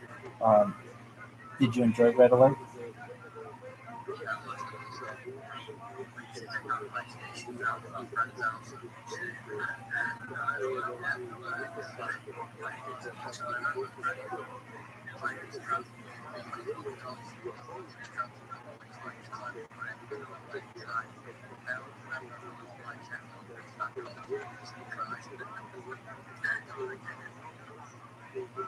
Oh, here's what it was: Alpha Centauri, Sid Meier's Alpha Centauri. Railroads, that was a good game. Then we talked about. Okay, so did you ever play Civilization Revolution? It's it's very similar to Civilization Colonization, where you have like a certain amount of time before the the mother countries come and invade, which is a lot of fun. Oh, he had Sim Golf. Did you ever play Sim Golf? Now that was an amazing game. So basically, it was just a game where you would create your own golf course. But as a golfer, I just thought that this was so much fun. It's so interesting. He had a lot of. What'd you say?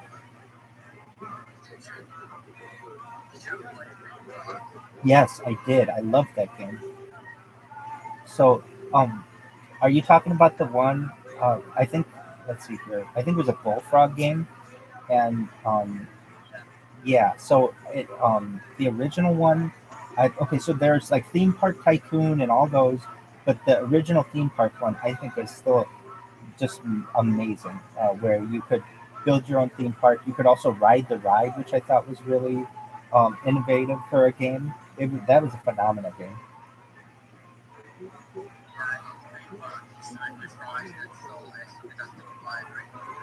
Yeah, exactly. Well, in it, that game taught me so much about like modern economics, particularly like they would teach you like if you want to like your profit margins, you want to increase profits, like put more ice in your drinks, or if you want to make people buy more drinks, you put more salt in your fries.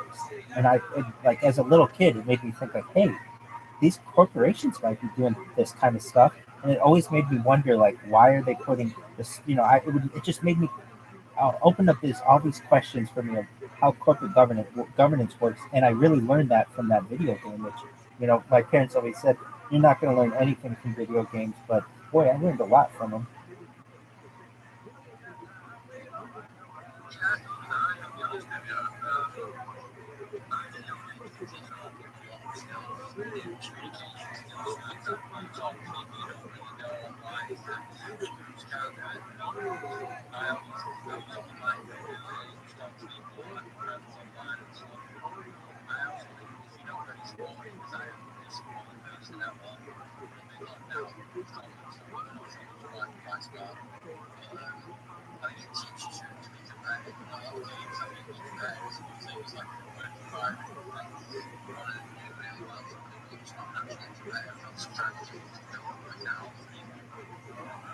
I agree. I think you can learn a lot from them, particularly from a historical aspect, in a lot of ways.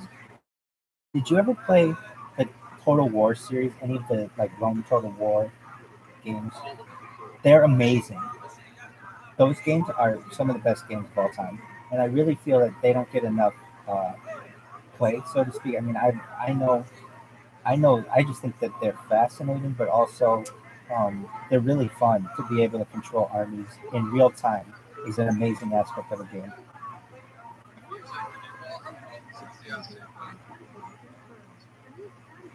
I have not. I really haven't played any modern games. I played Fortnite for like 10 minutes or so. I wasn't good at it. I do like the Grand Theft Autos. I can say that, but they haven't put out a new one in like 10 years or so.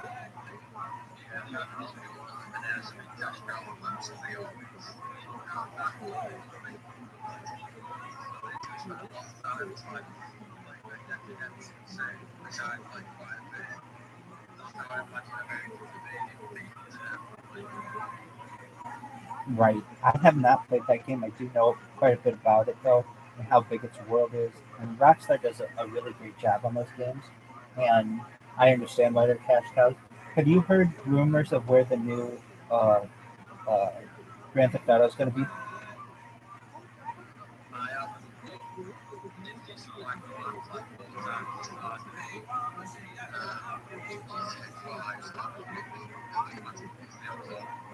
Agreed. So I think it's going to be Vice City again, which is like Miami, but it'll be um, like 4 times as big, like what you're saying.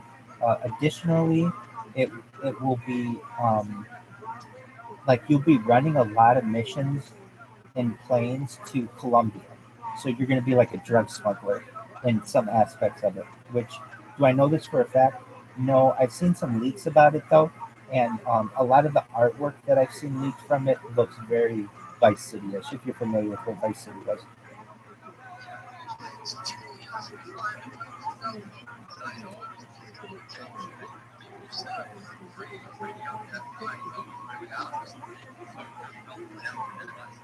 Yes, I do. I think that that's going to be a major aspect of the game.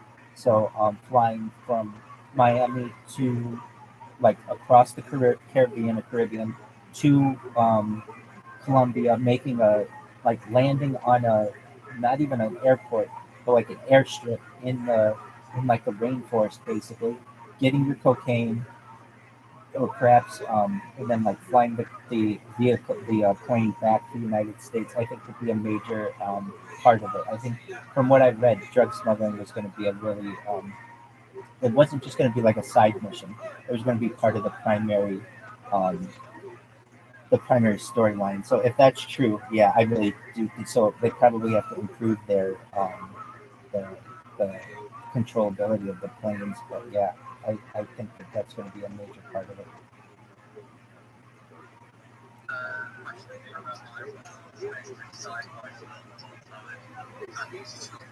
It recently enough. Well, one thing that I did try to do is watch every single major sci-fi movie of all time on the stream. I've also done my best to watch every major film of all time. In fact, like this year we watched all of the Oscar nominees. I've done my best to read every major one just because I want it to be a compilation of what like human society is. So when we were watching all of when I say we, I just say just whatever people were watching it at the time with me. Um, One of the ones that I really just think becomes more and more true is Idiocracy. If you consider that a sci-fi movie, are you familiar with Idiocracy?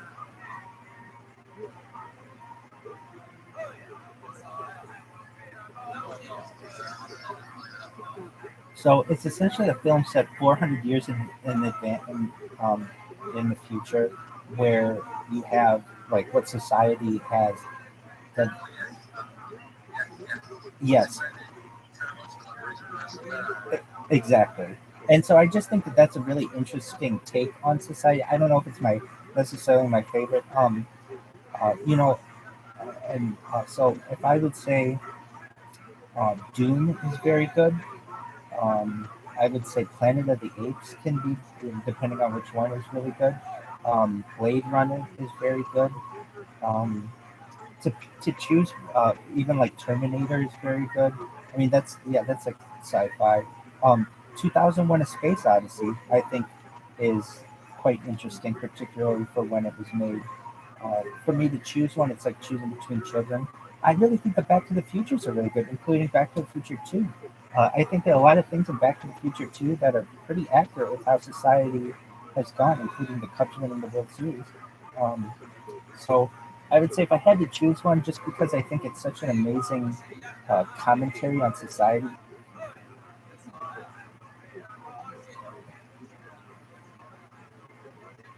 Lizard, what is your favorite sci-fi film?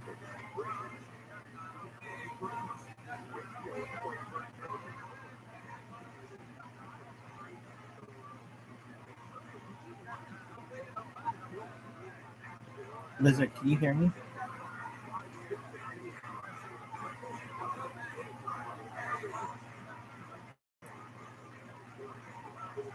I see you're giving me the tear face. You can't hear me? You can hear me. I cannot hear you.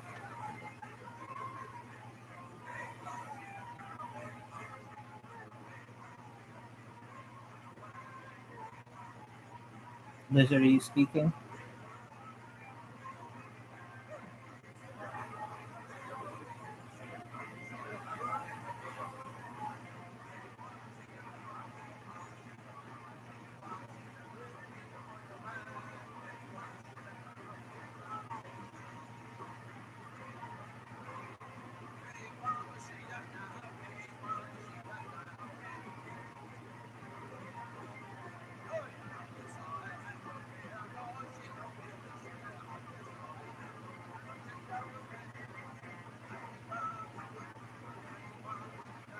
Well, it seems that Lizard crashed. He sent me a message that he lost his voice. And I think that makes me the sole survivor here of Logan's little Squid Game. So, with that, Logan, can you hear us? Yeah, Logan's probably doing his own thing. That may be time for me to bounce. I guess I'm the only person in here. Um, well, I mean, I don't necessarily have to. I would say that if you're interested, and I mean, just one moment, I can play the light behind Freemasonry if anyone's interested in it. Would you be interested in hearing that? Okay, so I'll play that just one moment, and I'll get it up on my computer. And it's really fascinating, and you don't necessarily have to be watching it at the same time, but it'll tell you a lot of it goes on in Freemasonry.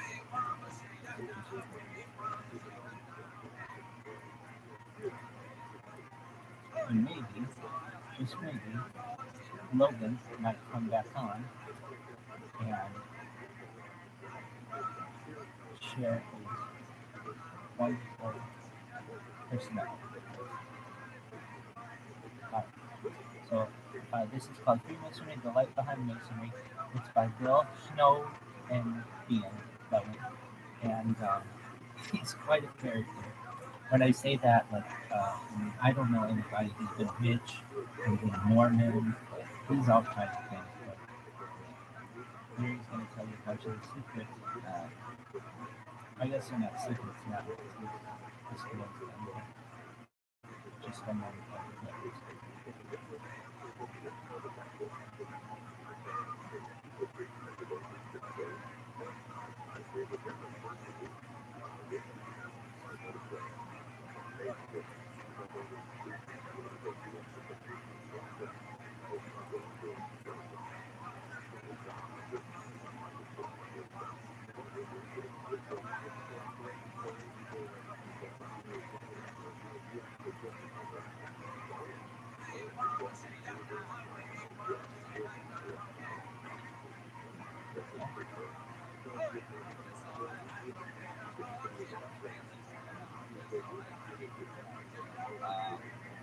Essentially, trying to shed some light on something that's very common in most communities.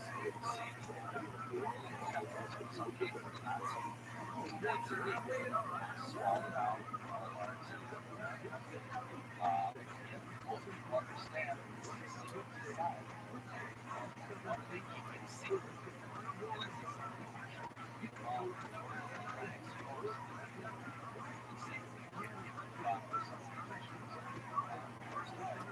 let me give you a classical definition because Can someone give me a thumbs up? Can you hear it? Good, thank you. assumption. This is basically it. Basically, the system of morality, veiled out. Now, doesn't that help a lot? It's all going on now, you know? We all know everything we need to know about the Mason. Well, that's the way they would like it, unless of course it's wrong. But actually, there's a lot more to it than that. Let me give you my definition. I define Masonry as a secret fraternal organization, system of spiritual initiation for its leaders, based on the medieval stonemasonry theories, guarded by portals and conduct, private God, other than man. Masonry symbolism is a blend of Old Testament symbols, building King Solomon's temple, and ancient mystery beliefs. Now, we've heard the introduction about all the crazy things that I have heard. But in reality, most Masons will tell you that in fact there is only classical Black Masonry. That is in fact the core of all Masonry. Now, Black Masonry refers to the first foundation in Masonry as well-grounded with master Masonry. Now, indeed, Masonry become universal.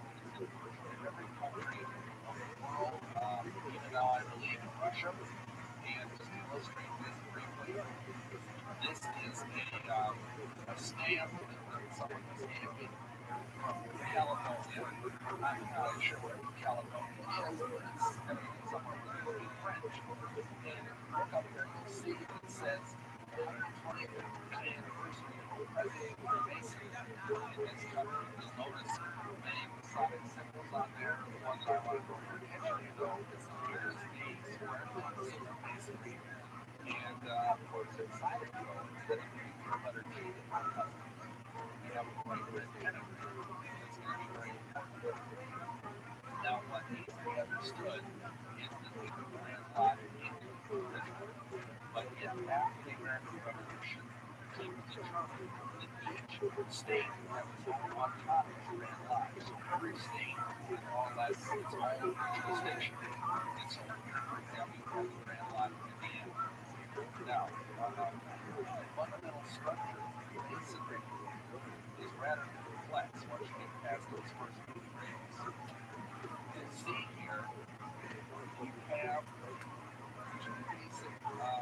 stair steps, once you pass the lot, goes down, and this represents the 3 degrees of the shoulder. And beyond that, you have, this is the Scottish Rite there, this is the York Rite over here. Those are the 2 major paths the Masons will travel. There are 29 degrees here, and there are 9 degrees here. And then when you get to the hospital, going what is called the third degree, one of the lucky few that you can do that, and that is called the Grand Sovereign Inspector General.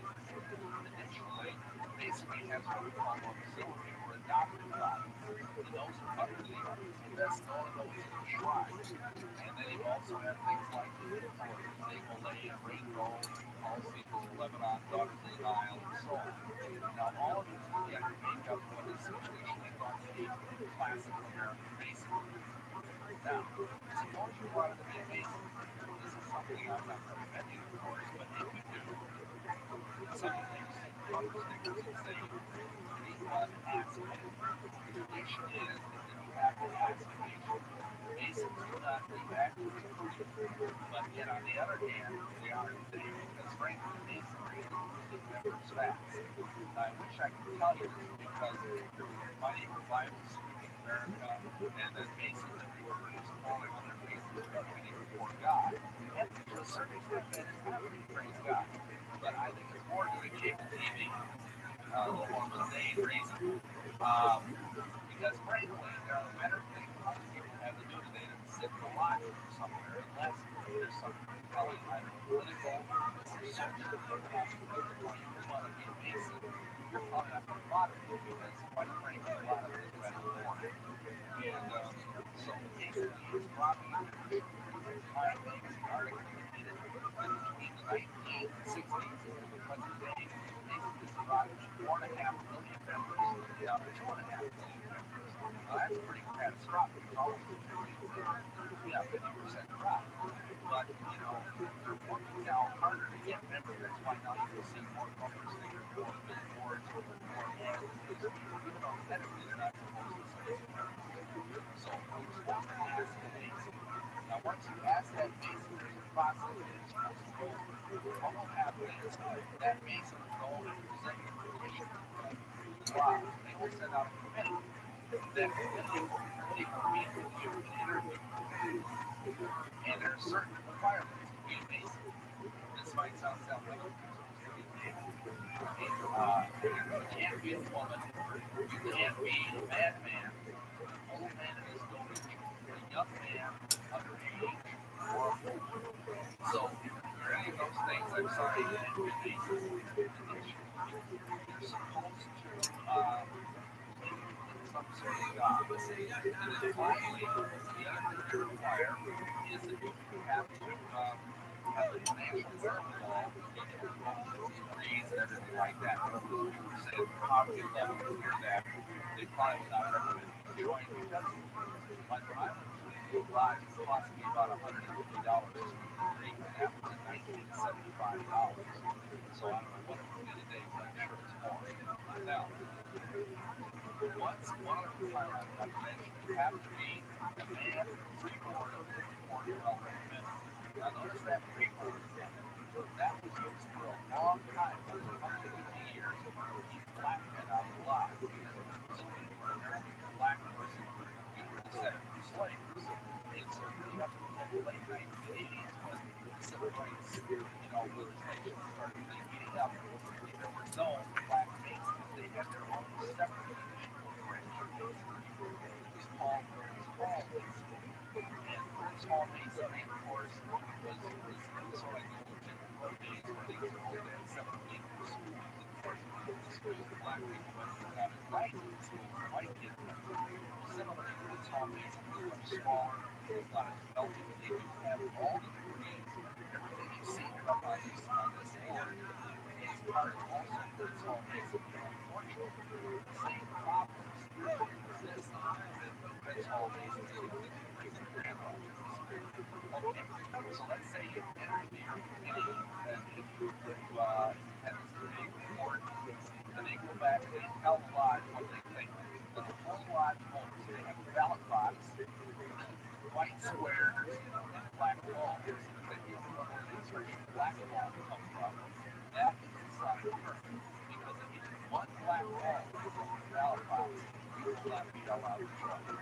because they quote that one Bible verse where it says, "Behold, I'm doing it." One Mason doesn't like you, doesn't think you're a decent person, and you're not allowed to join that lodge. By another one, you're not allowed to that lodge with one black ball speaker. Now, I briefly want to tell you that around how my story is based. If you want to hear all the rest of the bizarre details of understanding, I suggest perhaps you might want to get the other video that's out there already called Not in Quebec. I don't really have time to put mine. But suffice it to say, I was deeply involved in culture. Now, I came to basically like that. I came to basically already understanding its dangers. And I thought it was a good thing because I was a king, I was a rich, I was a high priest and a ruler. And the Grand Master Ruler of North America himself remains how that was lodge, how that was transmitted by him. So anyhow, when I started walking, it happened one day up in witchcraft. His father was important in the lodge. And I thought, well, gee, this works out nice. So I asked him to visit his dad. And his dad sponsored me to live. And actually, they were delighted to get memories because like from that live, I think I was the youngest. I was like in my mid-20s, and I was the youngest living there by about 25 years. The average age for that time out in my video, the average age for Easter right now in America is 70 years. And in fact, later on, after I joined the live, they were going to have 6 or 7 sons a year. You don't need to change this to people. You don't have to be a rocket scientist. That goes on for very long. You're not going to have any lodging. And that is the case. Many lodges have resulted in the lack of membership. But anyhow, I joined the lodge. I was initiated as an apprentice in 1975. I was passed the Green Color Draft, I believe, that same year. And in 1976, I was agreed as the supply for Master Mason. Soon after that, I went to New York Right. I tried this great tourist because people were telling me that in fact was the Christian branch of Mason. That was the thing. And then later on, I did the shrine. I did the Scottish Rite. I did the 32nd Freemason there. And then I also did the shrine. I did the association people from the Eastern Style. So I even did that body as well. I was very involved in this. I was a real fanatic. I was probably a lot of meetings 2 or 3 nights a week. And that's part of the reason we joined the Eastern Star together. My wife said, is that way to see me? She joined as well. Because that's the branch of Mason that is also women. So anyway, I was very, very active on this. And then what happened was I moved back from Milwaukee for all this flight, by the way. I have to show you this. This is me as a shriner. That was taken about 1980. And so after this, my wife wanted to move back to the community. The reason for her running to Crater Lake in the other video, Milwaukee and so forth. And because of that, I moved to the Grand Lodge First Station. And along the way, a lady who was the maker of the years, one of these checks came back to me and she put on the check, I'll be great. Because she figured anybody who was writing checks in a certain state was probably a pretty deep.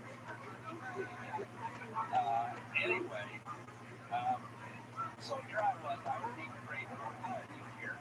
No. And along the way, what had happened was I decided I was going to go to church for again reasons that I'm really confident to go into. And so what it got for me is I was Mormon. And I was still a witch, which is not only contrary to the nature of Mormonism. Anyway, so as a Mormon, I got this whole ad in this paper for Prophecy Center. And that was put out by the Seventh Day Adventists. It wasn't safe. And so what happened was I thought I'd go to that seminar and see if I could get people out and teach the full plan of the gospel and all that. First time in my life, in that prophecy seminar, I was exposed to gospel-based preaching. And I had all these questions to ask this evangelist. They had a Bible answer just like that for every single one of them. And there was no way that guy, he was playing